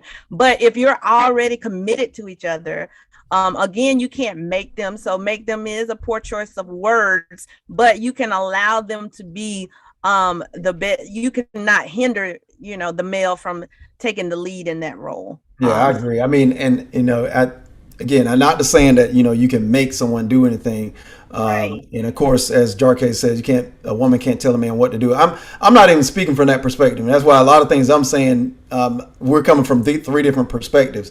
I'm talking about when we're grooming our sisters to be wives, and this is kind of going back to the teenage not being prepared and for marriage or ready for marriage at some point later in life. But the problem is that we are falling for physicalities, if you will, for lack of a better expression, when it comes to the factors that make us attracted to the opposite sex, versus actually building a checklist and finding out if that man or woman, but for the sake of what we're talking about, leadership, making sure that man fulfills or can fulfill that leadership role to the fullest extent. If they cannot, then you as sisters need to move on to the next guy who has exemplified the best shot for you. Unfortunately, I'd be the realist in the sense of, for those women that are in a relationship and the man can't seem to get it together, that's why we got a 50% divorce. And I'll be the one to say it, is that you might want to, I don't know, move on. I mean, it is what it is. It might be bad advice, but it's realistic advice. Because if that were not the advice, I wouldn't be in the marriage seat that I'm in right now. Because full disclosure, that's why my wife left her previous husband. He wasn't fulfilling that role. And sometimes, most of the times, I'll say, is that her story is that she had to fulfill that role. And just like we're saying, women can fulfill that role. She was making, nice, healthy salary, but that does not replace the fact that a woman does not want to be a black man, raising kids, etc. So again, you can't make someone do something, but you can control your destiny with that person and exercise your right to divorce. Find somebody else who can. Ding, ding. I think that goes back to us being able to set ourselves in a situation where we have a village around us to help us choose. That's true. I think another thing that we've lost in our community, the fact that our fathers have not been consistently in the homes, in the formative years for the past 40 years now. I think that has caused this great chasm when you're talking about this divorce, in the family. A lot of women don't have that knowledge on vetting certain men. We did the statistics about 18% of the men are responsible for 80% of the children. It's because most women are attracted to the same type of guy. And so they need other men around them to help them vet men. Quite honestly, if she hasn't been taught how to vet a man, she's going to continue to choose guys according to those vain desires. Just like a man, he's going to choose a woman with vain desires if he is not groomed on how to choose a wife. So I think that's another piece that we need to add, is that the fact that if we're going to restore the Black family, we need to learn how to involve other people in our choice. The Bible says that it's safety and wise counsel. So sometimes we have to be able to find other people who are married not have been or you know been not have been, but have somebody who's been engaged 17 times and they think they know everything about relationships. No, we need to have people around us who are intimate with us, who are close to us, who we can attest to their marriage and their strength and their ability to stay together, etc., to help us choose the right person for us. And I think once we do that, that could be a great stride, on towards restoring the Black families, creating or including others in that decision making process. I like that. Yeah. Oh, my bad. I was reading that, but yeah. But I did want to ask another question. I know we're getting ready to transition, but I wanted to ask one question. How do we stop pointing the fingers so that we can really have a conversation between the Black man and the Black woman? Gotcha. What is it going to take for us? Well, I think what that exposes is not necessarily a problem with Black relationships, but us as individuals. I think that we have displayed that we have a problem with communication skills. I think because just like when we see, someone goes to a job and, we're the person that seems to be ghetto, if you will. All right. That's because, again, that's all you saw. And you weren't groomed to necessarily go in there, pull your pants up. We got to teach our young boys how to tie ties, et cetera. We got to teach our women, our sisters, what is proper attire, not to be too revealing or too high or too this, too that, because that's what they saw. And so same thing with communication. So this is not a knock. This is a very fact that we're not communicating well. As much as we love ebonics, as much as we love slang, these are things you can't necessarily take into a healthy relationship. So I think that what we end up doing is seeing what social media has presented, such as, I wrote down something earlier about basically the media perception that is always displayed when it comes to male-female relationships, Black male-female relationships, in a negative light.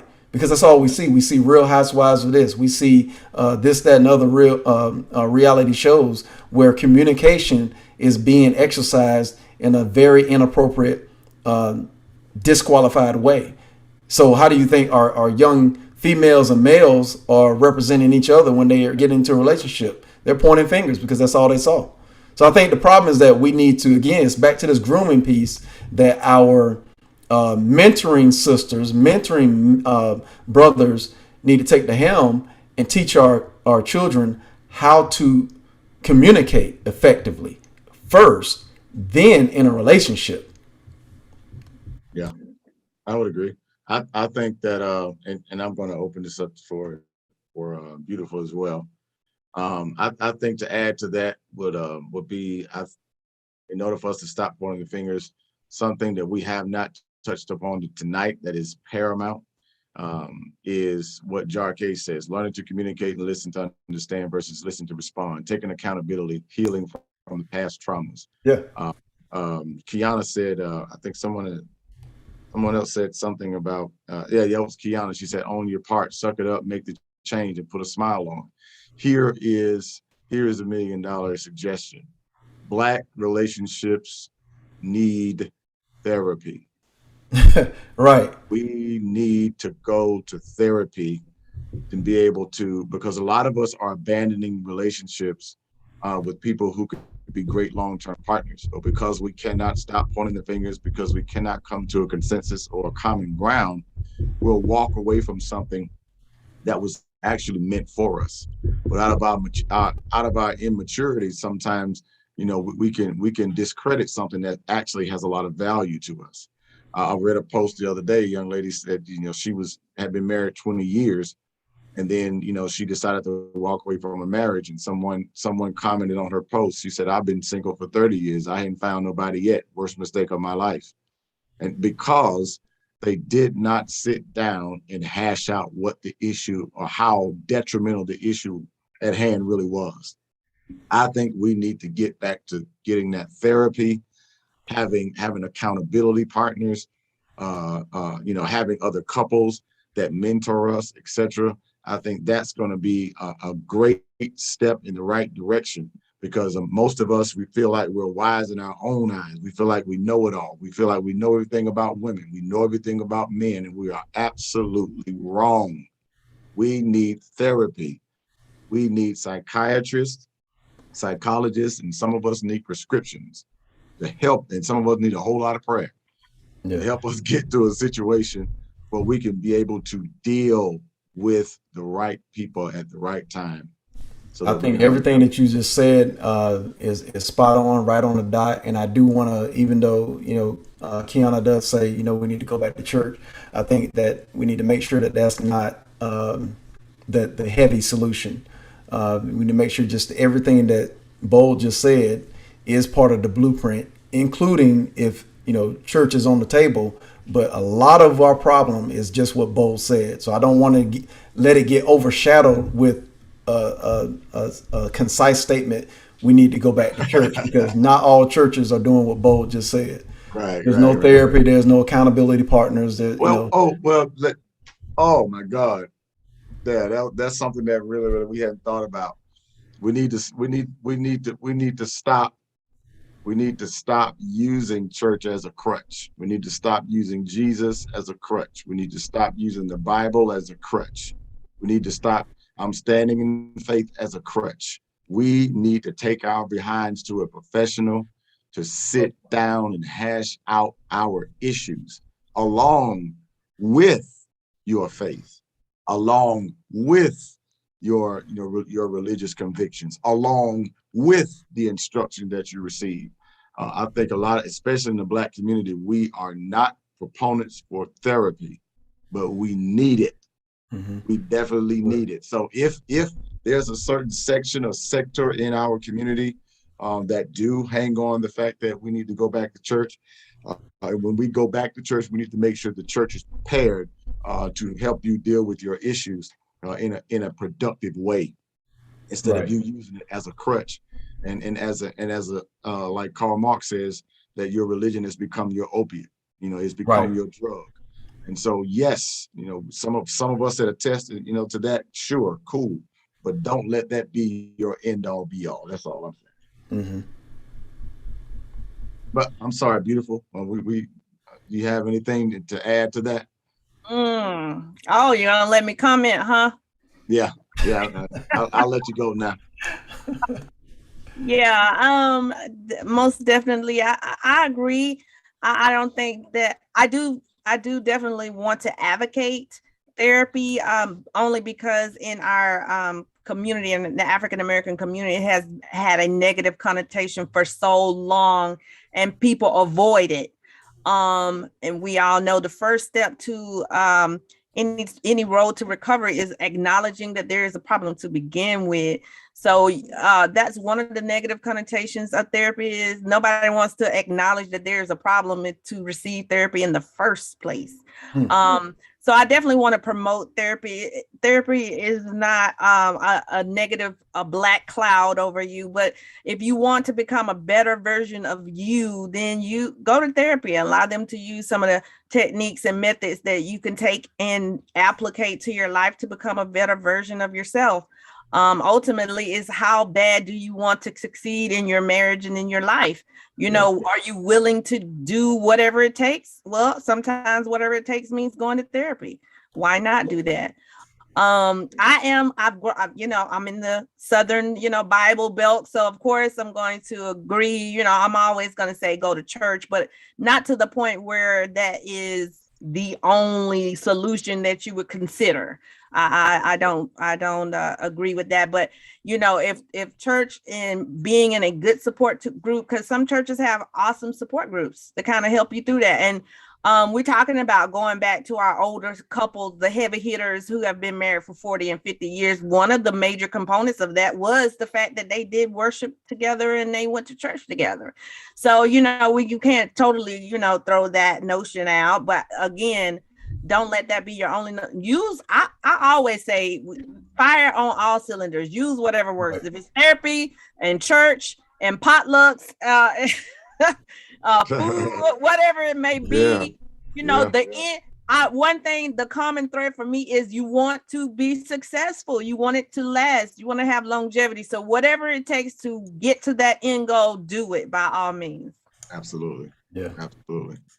Absolutely. Well, group, I got one more question if y'all don't mind. Please go ahead. All right, here we go. Let me get myself ready for this one. Oh God. This Did I might get be my some- whistle ready? No, Put absolutely your not. finger on it. Put your finger on it. Absolutely. I know we're talking about restore the Black family, creating generational wealth, etc. Starting with our relationships. I think this is one question that we really can climax with is, do we have the capacity to forgive? Woo! I think a lot of our trauma, when it comes to relationships, our relationships have suffered. The majority of them have suffered due to the immaturity of the man and the woman. A lot of the jargon that we hear a lot of the times is all men are dogs and all women ain't nothing and this, that, and the third. And, you know, you start talking about your past and you get all bent out of shape, your face turns up, you know, you're chewing on lemons. But I think the only way that we're going to be able to restore Black relationships is we're going to have to be able to get to a place where we can forgive the people that hurt us and the people who we've hurt. But my question is, do we have the capacity to forgive so we can move forward? That's my question. That's my last question. I mean, yeah, I think it's a great question. I think it's necessary to ask, and I think it's necessary to put inside the blueprint. It also is really one of the linchpins to therapy. I mean, you go to therapy, they're gonna talk to you about, you know, really what you're holding in, what you're holding against someone, and being able to release that stress. We talk about stressors. I mean, like you just said, those are one of the highest stressors in our Black relationships, are the ones that we actually put upon ourselves. Because like you said, we're pointing the finger, we're saying this before we even get in a relationship. We got a group of guys saying women ain't all that, or we got a group of girls already saying that all men are dogs, or this, that, and the third. So we're already holding a biasness against our own counterparts. So we got a lot that we need to release right there. And a lot of the times it goes back to really, who taught you this, right? It goes back to, did the other generation do a good job, or are we doing a good job of molding our young next generation of relationships? Because that was told to someone at some time, and or they lived that experience at some point and think that every man is the same way, every woman is the same way, when in fact sometimes you're the problem, I'm the problem, and I need to man up, woman up, and also let go. Absolutely. What do you think, beautiful? Absolutely. Definitely forgiveness. Like you said, forgiveness for what you've done and what's been done for you. I think when you don't have forgiveness, it's a heavy weight on you moving forward, because you're dragging all this stuff, whether you were the offender or the offended. It's just heavy. And if you want to be successful, again, I feel like you should shed all the stressors, shed all the negative connotation, everything that's negative. You want to shed all that and start afresh. Even single people have traumas. shed all that stuff, take the next person or the next life experience for face value. Don't bring in all that past stuff. And in order to do that, you do have to have a healthy level of forgiveness. So yeah, I definitely think that we need to learn how to forgive. And, as you mentioned earlier, Dwayne, we need to stop passing unforgiveness to the next generation. You know what I'm saying? Mothers are not forgiving the baby daddies, and baby daddies ain't forgiving baby mamas, and lumping everybody in the same boat. That a part of lumping in the same boat is unforgiveness. We need to start forgiving and at least teaching the next generation, what forgiveness is supposed to look like and feel like and sound like. I really don't think a whole lot of adults know what it looks like, feels like, and sounds like. So, we definitely got to figure that out and start applying it immediately, because it is destroying one of the major things that's destroying the Black families. Yeah. I think Kiana makes a great point. Forgiveness comes with knowing our place and having a deep understanding of spirituality and faith.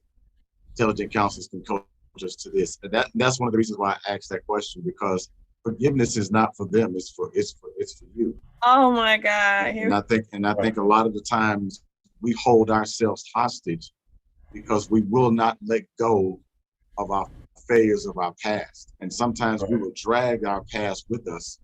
And the only time we'll let our past go is when our present is completely different than what we experienced. Many of the times, if you learn how to let go of your past, you will allow people to be human. People aren't perfect. That people are going to make mistakes. A lot of times, if we don't deal with that unforgiveness, we will hold people accountable for stuff that, they're really innocent of. So I think we need to get back to a place where we can be whole individually. We can stand firm and know who we are, in our manhood or in our womanhood, etc. And allow people to be themselves, but know we have to grow together. You're not supposed to find somebody perfect in the beginning. They should be perfect enough, but you can't hold them to that, because, as you see, we've seen it all the time. A lot of times these people, especially when you have like children out of wedlock and things like that, and if it was a volatile relationship, a lot of people get stuck in their unforgiveness, and they pass over really good people because they're too busy holding on to what somebody else did. So that was just my question. I feel like we need to understand what forgiveness is and operate in it so we can be free individually, and we can build a family. And I mean, that's just me. That's just me.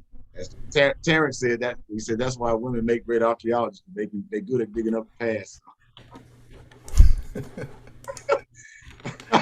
I just wanted to read it because I knew it's gonna start some drama there. But my favorite life, you said. Please, yes, please blow the whistle on that one, please. My favorite life says, if you try to fix it yourself, and if you don't see any progress, you have to be honest with yourself and seek help outside of yourself. Stop wasting time being private. Thank you. We waste so much time waiting for things to be perfect. They used to tell us when we were little, you study wrong, you study long, you study wrong. So I totally agree. Terrence said some people will always hold you hostage to their pain. That's another good point. Terrence. A lot of times we will chastise people for infractions they didn't commit. You can be extra. You can be extra overbearing. You can be extra inquisitive. Where you going? Where you been? Who you talking to? That kind of stuff. I mean, that is a prime example. We talk about male. We talk about male. What was it? Male toxic masculinity. There's a lot of toxic femininity too when it comes to being overbearing and you trying to mother a man. You're trying to control a man's happiness where he cannot be happy outside of you and all that kind of stuff. A lot of that happens because we actually have insecurities or we have shortcomings within us that cause us to kind of, portray that on the other people. when in fact it's really not healthy. So, but you all, I mean, that was just my 2 cents. Y'all had anything else to add? No, no, I'm about to transition to another question. Then Go I ahead, my think we brother. kept this kind of at bay, but let's go on and get into some of this fire also. Um, how do we deal with, or do we deal with? Matter of fact, I don't even know how to ask it, but what are the, and this is for the audience more so, because I don't want us to feel like we have to come up with all the answers. Of course we can give our spiel, but what is the viewpoint on interracial marriages? All right, when it comes to restoring the black family. Well, if you put it in context, well, I don't want to do that. I don't want to. It's tough, right? I I mean, don't want to do that. But I mean, if we're gonna stay on black, black born, black that black person has melanated. black parents, melanated. Yeah, yeah. Um, Let's do that. hmm, that's a good one, my brother. Hey, That's a good one. that's why I You say know, I want the family to chime in a little bit more. But Y'all go ain't ahead. brought me into this one. Nope. Mm-mm. yeah, that's a good one. I would love to hear from the chat on that one. Because what, and so I'm gonna fluff it right here because I really want my vivid life. I want Terrence. I want Kiana, who everybody's been talkative. Jarkay. Where did our new person, Prince Hemi? I can go on and up. I think we had someone 1911 Naj. So again, we had a lot of people chiming in when it came to this, that, and this, all that. So now let's get a little bit, focused into interracial. If we're talking about the black agenda, if we're talking about the black love, is there room for interracial dating, relationships, etc.? Because what's happening, okay, Shamanti, she's back, but Shamanti, all right, I hear she's talking about pointing the finger. All right, Shamanti, as you catch up to the discussion, I want to hear some comments. I see now my vivid life went wide-eyed on us.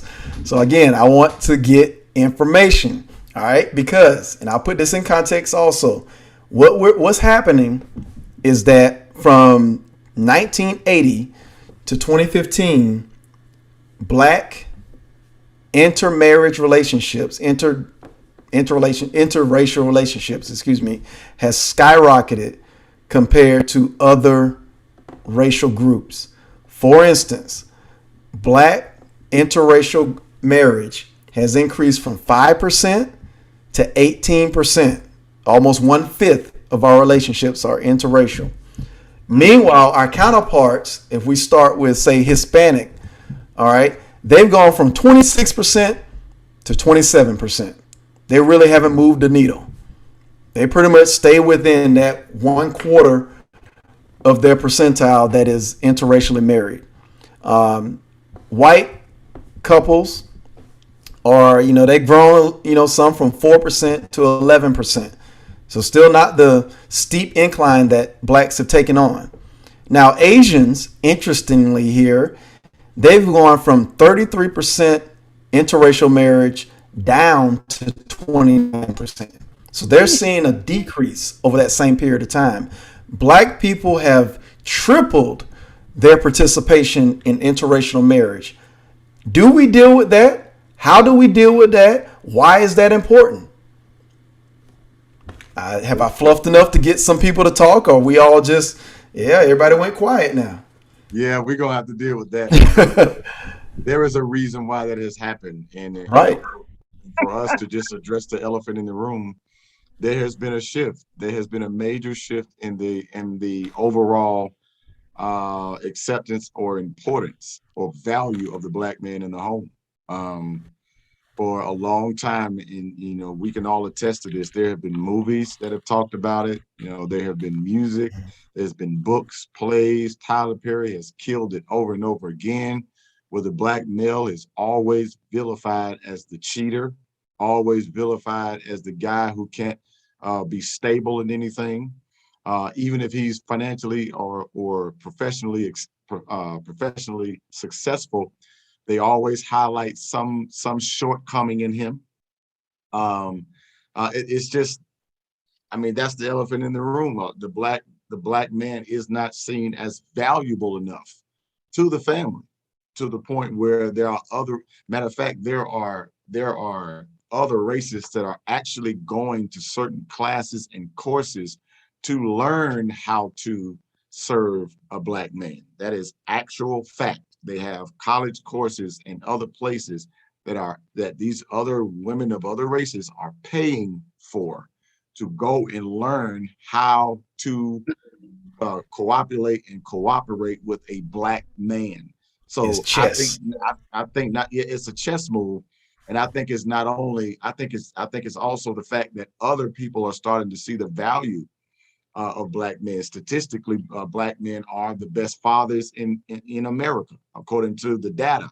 CDC has provided that with us with that. So I think for the last 30, 40 years, the black man hasn't been seen as that thing to go after. We're not at the top of that list. We're not at that. I want a black man. It's like they'll take a black man, but if they can't find one, then they'd rather not be with one. And if we having bad relationships back and forth, men are more open to date outside of their race. That's another reason. Black women are less desirous to date other races, but black men are not. We'll get out there and we'll try it at least, and if it works, it works. And I think that's another reason why. A lot of things have happened with divorce and child support and all that kind of stuff. We can't overlook that either. So there are a lot of other variables that's caused that great divide when it comes to men kind of stepping out of the black race. But how do we repair it? I think it gets back to that forgiveness piece, because most black men want to marry a black woman. They really do. Like they always say, your mama black. So a lot of them do. A lot of them don't, for whatever reason. You are exactly correct. Unfortunately, I had a lot of stats across my screen and I can't get to the source of it, but there's a stat that supports what you're saying, is that more black men do interracial marriage / dating than black women. And if I look at just the responses now, thank you all for responding, but I called on particular people, and just make sure I get it. Yeah, so Kiana even says, I myself couldn't stomach it. I love and admire my grandparents and parents. I truly took up for them and am inspired by their lives. I come from successful Haitian immigrants and successful farmers. Maybe that's in light of what we're talking about. In other words, I freaking love my ancestry, so it's a hell no for me, dog. Okay, so yeah, she is referring to our question. And then, and my vivid life did come through. She says, well, when I was younger, I was open to dating outside. As I have entered my more mature years, I prefer black men. Okay, and then of course, Tanya Benjamin says, not at the top of my to-do list, interracial marriage that is, but being the mother of a black male, I'd rather he marry a cooperative black woman. All right, here we go. Than a combative, heady, etc. black woman, causing him way more headache and heartache than he deserves. And again, so there goes to that teaching point where we've got to do a better job raising our sons and daughters in the sense of what she's emphasizing there. But yes, I think the consensus though is that the preference, as My Vivid Life even says, I think we can make that an overarching preference, that we want our black men and our black women to date with each other, but we've got to get each other right. And some people are filing in here. Who's that? Kiana? All those are facts. I could write 10 books on what my black father has done for me and taught me. Jacquet says, I just can't. There's no other. Hold up. She put caps, so I got to clap at her. There is no other man on this planet. Oh my God. That compares. Black men are beautiful. That's a black woman saying that right there. I like that. Black woman saying that. That's what I'm talking about. I don't want that to be Becky saying that. Don't y'all let Becky get louder than y'all. There are no other men on this planet. Black men are beautiful. I don't want Becky getting louder than y'all. Y'all better stand up and clap. Well, you know what? We want that reciprocated as well. back our way. Thank you very much. Okay. And you know what I'm saying? Oh, When what you said? Oh, repeat that. I said we want our men to reciprocate black, Oh, there's see, no no, no, other no, no, no, woman no, on this no. There, planet. there it is, that flip. There you do it again. You flip. You that there go that inclusion. That's No, right. no, no, Yes. no, I'm no. like, yes. I'm Yes. gonna read. I'm gonna read Terrence Whitfield's response. The black man is but one pillar of the black family. Correct. If contingent, if the black woman does not see value in him, Mhm. he will believe that his value will be more appreciated elsewhere. Mhm. So it has nothing to do with him reciprocate. If he's not getting it in the beginning, then what is he going to reciprocate? But the negative that he's getting. It goes back to also what Tanya says. She's raising a black male. Her concern, though, is getting a headache, a heartache, more than her son deserves as a black woman to her black male counterpart. With combative, heady black women, she said. Yeah, yeah. Not with the other counterpart, the other part of that personality. Okay, but yes, if the woman, the black woman, the other pillar of the black family, is operating in her role in a positive, effective, and a contributive way to the black family, yes, we do want to hear that there is no other woman on the planet that compares to the beautiful black queens. We do want to hear that when it is warranted.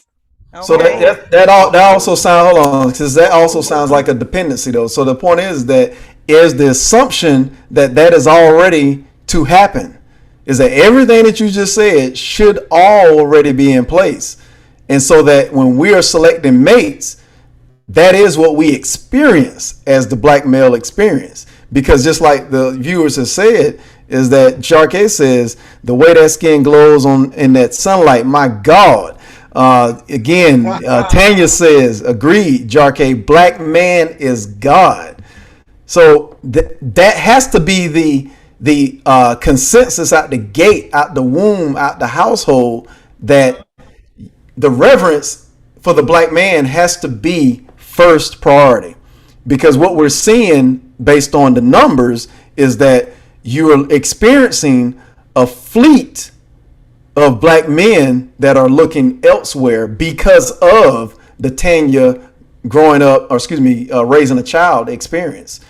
So we've got to iron out some things here on both ends, but if we're raising black men, then we got to have the other counterpart.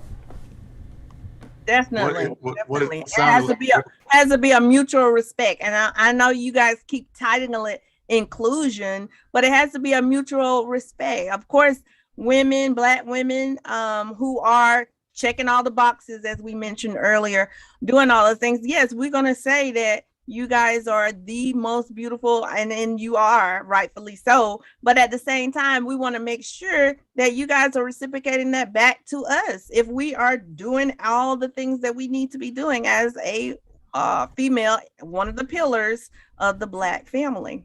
So it goes back to one thing that popped in my mind. It goes back to is what Brother Bo talks about, is that you all hold the kingdom to the intimacy. Black men hold, or men in general, but black men that we're talking about hold the keys to marriage. So you all aren't selecting the marriage material. We are. We hold that key to the kingdom. So what your responsibility is to bring your best effort to the table.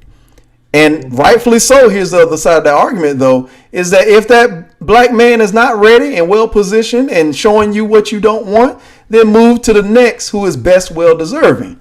But your priority as a sister should be to bring your best foot forward so that that male counterpart will unlock the doors to that marriage kingdom. That goes back to that statement that everybody knows. And not everybody follows Christian values, etc., but everybody has heard it. He that findeth a wife. That's a difference. He's not creating you. He's not necessarily doing all this stuff to make you one. He's got to find you to have wife characteristics from the beginning. And what it sounded like is if your submission, and I use that word in its rawest form, not the way we've bastardized it, but it sounds like the submission of a woman is circumstantial. And a lot of times if men see that, if he sees that, it's going to be a struggle, and it's going to be a tug of war for him to experience that, he is not, going to show you those God type characteristics. And that goes back to what Terrence was saying, and Black said this too. And some of us men have very little value because we have not come to know who we are. And so we do take women on the roller coaster ride of self-discovery. We do at times. And that goes back to what we said in the very beginning. When women want to marry guys their same age, they're going to have to know that this guy probably is going to mature slower than you. So you can't expedite his maturation process. You're going to have to stick with him until he gets to that mature stage, and that's where the problems lie. Right. That's where we get all the issues, and so that's why we got to begin to know who we are, and we got to. I think our sisters have to understand that if you approach a relationship with circumstantial submission, you're going to set yourself up for failure. Absolutely. So, and there comes in, it's not a take it or leave it, in the sense of, it's all else has failed if that doesn't work for you. But there goes that option. If you're the type of woman that wants that maturation process to have already occurred, then psychologically in a man that has occurred at an older stage. And so just like we said in the very beginning, nobody wanted to go down the path of marrying an older guy. And I wasn't talking about no sugar daddy. What I'm talking about is somebody maybe 10 years older, 5 years older, whatever it is. Again, we saw the same thing play out. I meant to say this earlier at the Cosby Show. If you're talking about imagery, all right. Cliff Huxtable was that was his full name. But anyway, Dr. Huxtable was much older than Claire, but nobody really pointed that out in our culture, so to speak, that we really grew up on and emphasized. But there's a reason for that.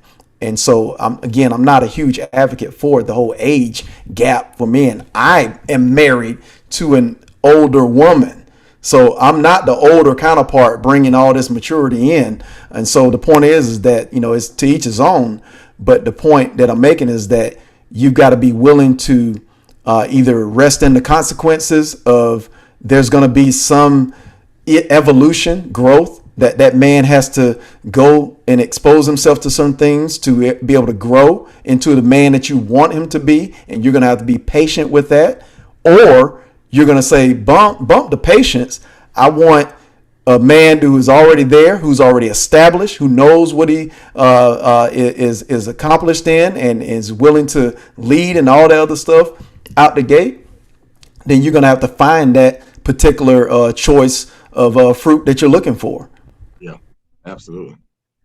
I definitely agree that you're definitely going to have to find whatever your perfect match is. But again, if we're going to establish and restore Black marriages, the Black male is going to have to start seeing some value in the Black woman.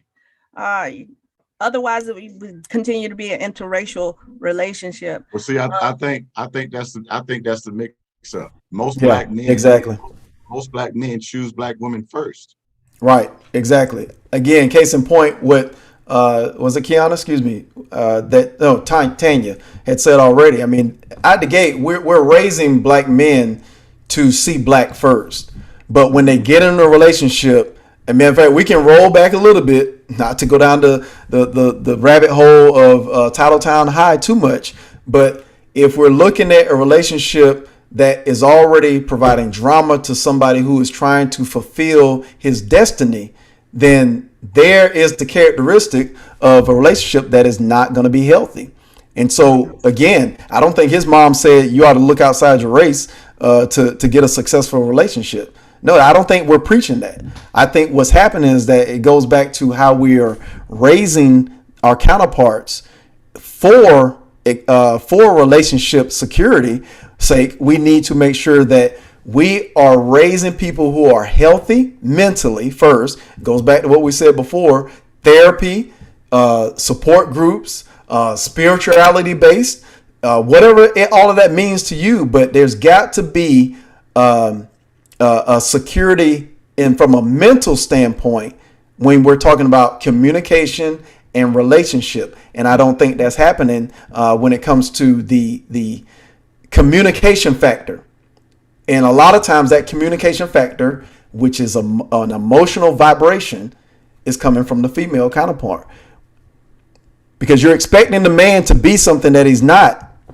He's not ready for that at that point. And if he's not ready, then continue to just date him or be friends. Find somebody else who has gotten to that point. But I think we are sometimes putting women in a position to where they're wanting to choose mate A when mate A probably isn't the best choice for you. But you're trying to make him the best choice because, oh, he brings this to the table. He's cute. He got a nice fly ride, or he got, a particular job, when that's really not the guy that you're happy with, but you're trying to make him that guy. Meanwhile, a guy over here sitting over here trying to bust his tail to get, those ducks in a row, who may not be the top 10 or, the number 10 on the list, but he's actually probably more in line with emotionally where you're ready to be. Kiana said, choose a parent. 18.3 million children don't have fathers in their home. Looks don't cut grass, change brake pads, put furniture together, change air filter, or Nope. League. She's absolutely right. Absolutely right. I think we need a Don DeMarco for that one. Yeah, right. Yeah, sorry. Absolutely. So, And we do thank My Vivid Life. She's going to have to step out for the night. She appreciates the great discussion, and of course, hopefully that she's clicked the subscription button so she can know that we go on live again. Great. But my thing is, we're going back to our last question of the night was addressing the interracial Yes. relationships and marital relationships. My thing is, although statistically and stereotypically, the Black woman is not considered the top contender when it comes to marriage, I just feel I am advocating for those women because I think my statistics said about 59% of African American women have some level of college education. So I'm advocating for not necessarily a college educated woman, but just a good African American woman. There's several out there. So I want to change the narrative of all the negative connotations of what a Black woman is, what she represents, being loud, being combative. Again, we already talked about the educational component of it, but the ones who have successfully matriculated through that grooming stage, why not choose them as mates? The problem with that, though, is that although the stats talk about education and marriage, but education, you won't find a stat necessarily to say that they don't raise their voice, that they don't talk inappropriately and all that. Education does not equate, can you hold a good conversation? Can you respect your man behind closed doors? Education does not do that. I'm sure Bold can pull up many of the videos where it was an educated woman that hauled off and slapped her man. So, but the point is that is not a reflection of, are you ready for marriage? And even the most educated woman brings baggage. Have you dealt with that baggage? Have you forgiven the person that caused that trauma and that stress? Have you gone through therapy to heal yourself of that baggage? I think that's the problem. And it gets even worse when you solidified that concretely into your psyche at even like the age of 30, where you've become degreed, but now you're walking into a marriage or even in a long-term relationship, still holding on to that baggage. Right. Okay. And you are right. In the simplest form, let's remove education. I did also use the term good woman, whatever, just whatever are your definition, your counterparts of what a good man would be. We don't, for the sake of time, we can't get into that definition, but whatever your definition of a good woman is, that is African American, why not choose that as a favorable choice? Is what I'm saying. We're talking about interracial marriages, the increases in the increase in the percentage rate of that increasing in our communities. how do we address that is my point. I've got What- I've got your perfect Go answer. ahead. The perfect answer is black women need to make themselves more attractive. Oh Point my. blank. And that's not physically, right? Go ahead. Yeah, it's physically too. No, I'm saying too, but that's not just the period, But right? I'm just no. Yeah, I got you. Yeah. More attractive is a comprehensive word. Absolutely. Yes. More attractive physically, more attractive emotionally, more attractive in conversation, more attractive socially. Yes. We need to see that you have wife qualities. We usually, I mean, every group is attracted to his own kind first, because just by default, for the most part.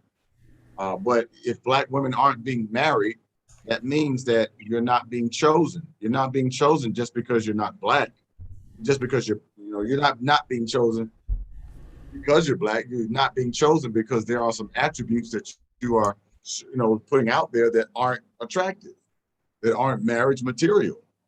So I don't think it has a lot to do with men finding value in the black women. I just think that the black women that they encounter need to understand that this is a dog eat dog world. It's a competition, because really we could be in competition with what you like.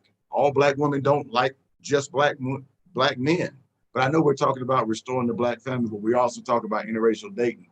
If you all don't want us to go over to the other side, then make it where when we look for wives, we can find wives in our own before we have to look over what we see and say, nah, this ain't wife material. Let me look outside. I don't think that's primarily on the man. I would say that's probably an 80-20 type situation. 20% on the man, 90-10. Yeah. 10% on the man, 90% on the woman. Negative. I mean, even in the animal world, a lot of times, there's a presentation that has to take place. And ultimately, the woman chooses the man. So, I mean, if you think about it, because you're going to have guys hitting on you all day, but, again, the only time we can do anything in a relationship, you all have to say yes. You all have to say, okay, let's talk, let's go out, let's date, etc. So, I mean, at that point, if we're going to marry, we're already looking. That's just my opinion. Y'all already outnumber us by 2 million. So if it's an issue, I think that the woman needs to present herself as marriage material and not trying to get the man and change him to be what she wants. That's just my opinion.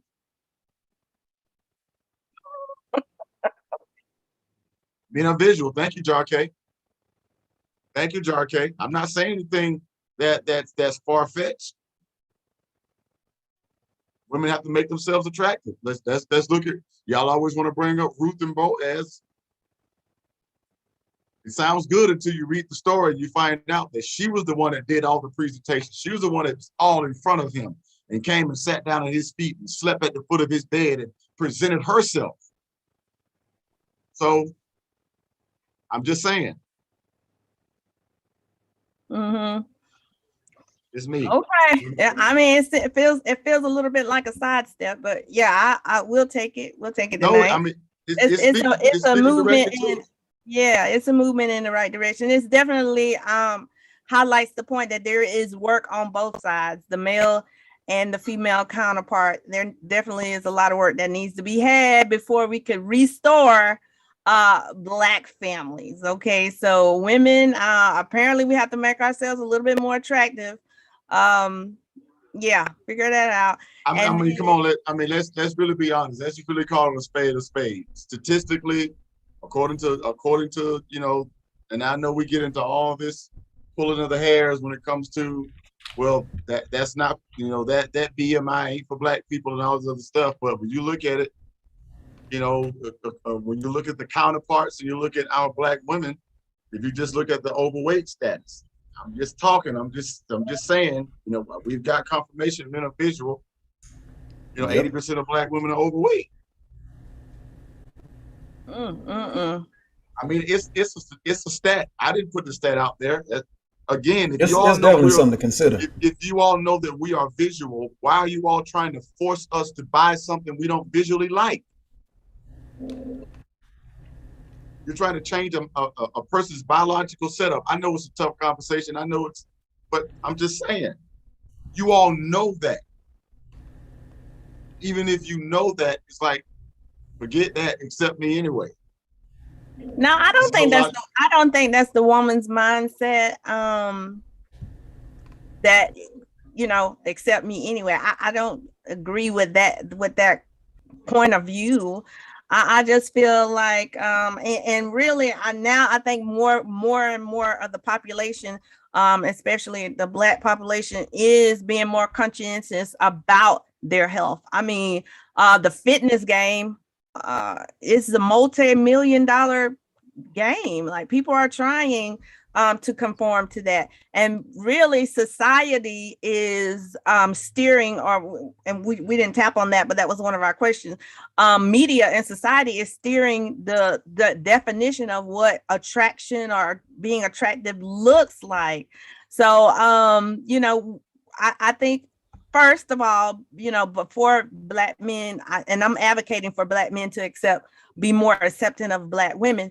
But I think, first of all, Black women have to be comfortable with what Black beauty looks like, the definition of that. But once you have an aware, in the term that they use now, woke female, hopefully that will become the norm, where more men or more of our Black kings or our Black gods are attracted to the Black female in her natural state. But right now, we're not there. I don't think that we are there. I agree. Kiana says Go ahead. Black women don't care about their health or weight. As long as they have a degree or two and a career, they feel like they've done everything right. That's definitely been the the rhetoric from a lot of the women that we've encountered. Is that when they have that degree, when they have that job, that seems to be, they want us to look at that as being more attractive than, our animalistic human nature, those desires that we have. So I agree. Kiana said something else earlier. She said man won't see a Black woman as attractive if he never sees them in a soft state. That's so true. That's so true. We find that femininity a lot more, a lot quicker, a lot easier, almost as a default with other races.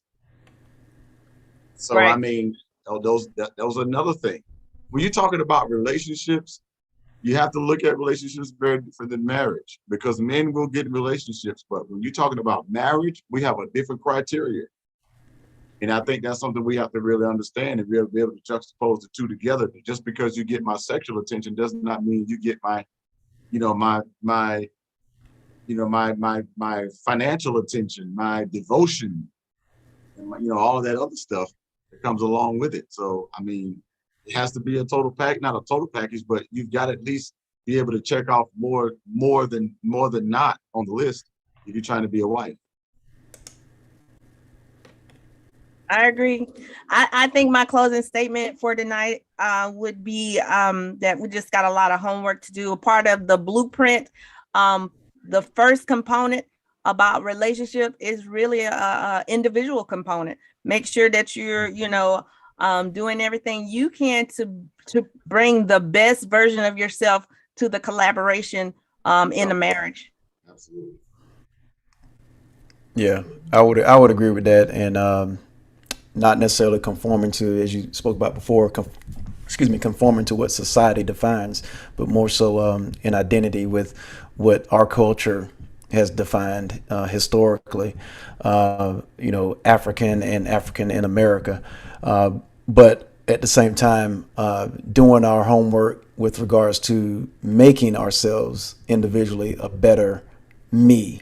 That goes with doing self-study.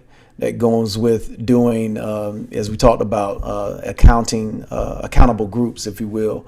But we've got to do things that are external from our households growing up, external from our previous relationships. Because the scary thing about doing you and bringing your best self is that some people are jaded in thinking that they are bringing them their best selves. And so what we got to do is really be honest with, and whatever honesty is, because people think they're being honest. But I think just the fact is that we've got to come to grips with, if you're going through relationship after relationship after relationship, and you're not finding that men are treating you with respect, or for whatever reason, you just can't find the right mate, I think you have to do an internal honesty approach and say, maybe I need to work on me first. And that probably should have happened 15 years ago. Yeah. Now, I would agree also. And I would say that, if we're going to repair the Black relationships, just as the women are taking steps to really kind of take a retrospective look back at, where their mothers have been, some of the things, some of the women, some of the sisters just don't know. Some of this information they just were not taught. All they heard all their life was go to college, don't you worry and depend on no man. You don't know what a man gonna do, so you need to get out there and be able to support yourself. That's all they heard. And so a lot of our sisters just don't know. And I think a lot of our brothers need to take that in consideration and understand that if we're gonna repair these relationships, we are gonna have to exercise some level of patience and some level of understanding for the right person, for the person that's showing the qualities that they want to be there for the long haul. And I think that forgiveness piece, that that therapy piece, that spiritual piece, if you can do all that together, men are more malleable than most people think they are. If we find somebody who is devoted, somebody who's down for the cause, somebody who's really, really ride or die, we will make concessions. I know she doesn't have to be a size 4. Because I don't want to put that out there. A lot of times women hear that weight thing and they think every woman has to be that. No, you just have to be the perfect person for that, and for that perfect situation. And then you move on and grow together and mend that relationship. That's just my idea. But I think that if we get an opportunity to be more open and be able to accept each other, but become better in the process, I think we'll be able to, at least take strides and steps towards repairing our relationships and being. Because I'm gonna finish up with this. I heard one of my, it might have been my sister or my cousins. This is years ago when my grandparents were living, and somebody asked my grandmother, "Why did you choose my grandfather?" My grandfather was a tall, dark-skinned man, very hardworking, had very big hands. He was just a tall guy. Brother Black knows him. As he got older, he started to hunch over. But she answered the question. She said he wasn't the most handsome guy. She said he didn't have all the money. She said he wasn't driving the finest cars. She said, but when I met him, he was a good man. He was a hardworking man. He was a devoted man. And she said he was a God-fearing man. She said that's what made her choose him to be a husband. And they were married for over 60 years and had 12 kids, something like that. And so at the end of the day, I think if we change our perspective and really look to the future and stop trying to choose someone that can match us sexually and try to find someone that can match us spiritually and match us for the long haul, I think we'll do very well in repairing what it is that has been broken for so many years. That's my last comment. I don't know if anybody else has anything else to say before we wrap it up. I'm just going to, after I say this and then you do the piece, the motivation piece. But I just want to make sure that the family understands that as we close out this session of the part 1, which is our relationships, we're going to continue this blueprint series. So get somebody else to chime in and join you for the next round. We haven't tallied up. There's so many parts to this that we can just go down as far as rabbit holes. So we haven't defined what part 2 is going to be, but so stay tuned for those notifications. If you subscribe and hit obviously the bell to get notified in YouTube that we are about to go live, or we are going to schedule something for the next day.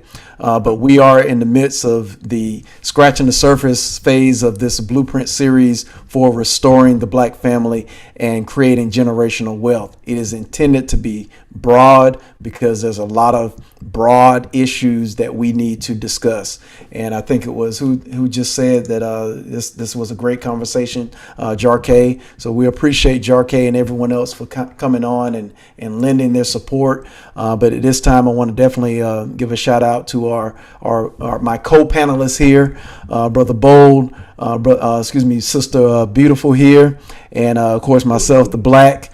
And we look forward to hopefully next week joining you all and presenting you again with some of our ideas, some of our stats, and hopefully these stats and our recommendations help you at least think of a different approach or add to your arsenal of approaches when it comes to rebuilding and restoring our Black relationships and generational wealth creation. Brother Bold, please take it away, and we'll see you all next time. But go ahead, Brother Bold. All right, we at that time. Well, I got to give you some motivation to make it to the rest of your week. Glennon Doyle Melton says, be messy and complicated and afraid and show up anyways. I'm gonna say that again. Glennon Doyle Melton said, be messy and complicated and afraid and still show up anyways. There's a scripture that I'm reminded of. It's in Luke chapter 22, verse 31. That says, and the Lord said to Simon, Simon, behold, Satan had desired to sift you. He desired to have you and sift you as wheat. He says, but I pray for thee that your faith fail you not, that thou art converted, strengthen your brother. I want to encourage y'all tonight to let you know that at the end of the day, it does not matter what you are dealing with. You've got to learn to go do it anyways. Many of the times we try to wait till things are perfect, wait till the situation is right, wait till the timing is right, wait till we got enough following, wait till we got enough motivation. Matter of fact, when we started this podcast, we didn't know where we were going. We didn't have everything together. We just clicked live and said, we're going to make it happen anyway. And when you start with what you have, you will be surprised what you end up with. There's something that Mother Teresa says, I'm just going to leave this with you. It says, it's entitled, Do It Anyway. People are often unreasonable, irrational, and self-centered. Forgive them anyway. If you are kind, people may accuse you of selfish, ulterior motives. Be kind anyway. If you are successful, you will win some unfaithful friends and some genuine enemies. Succeed anyway. If you are honest and sincere, people may deceive you. Be honest and sincere anyway. What you spend years creating, others could destroy overnight. Create anyway. If you find serenity and happiness, some may be jealous. Be happy anyway. The good you do today will often be forgotten. Do good anyway. Give the best you have, and it will never be enough. Give your best anyway. In the final analysis, it is between you and God. It was never between you and them anyway. Listen, I don't care how messy it is, how afraid you are, how much you don't have. Be messy and complicated and afraid, but show up anyways. I love y'all. We're going to see y'all next week. I hope you have an amazing week. Set your reminders. We'll be back next Tuesday with some more hot information. Till then, peace, love, and light.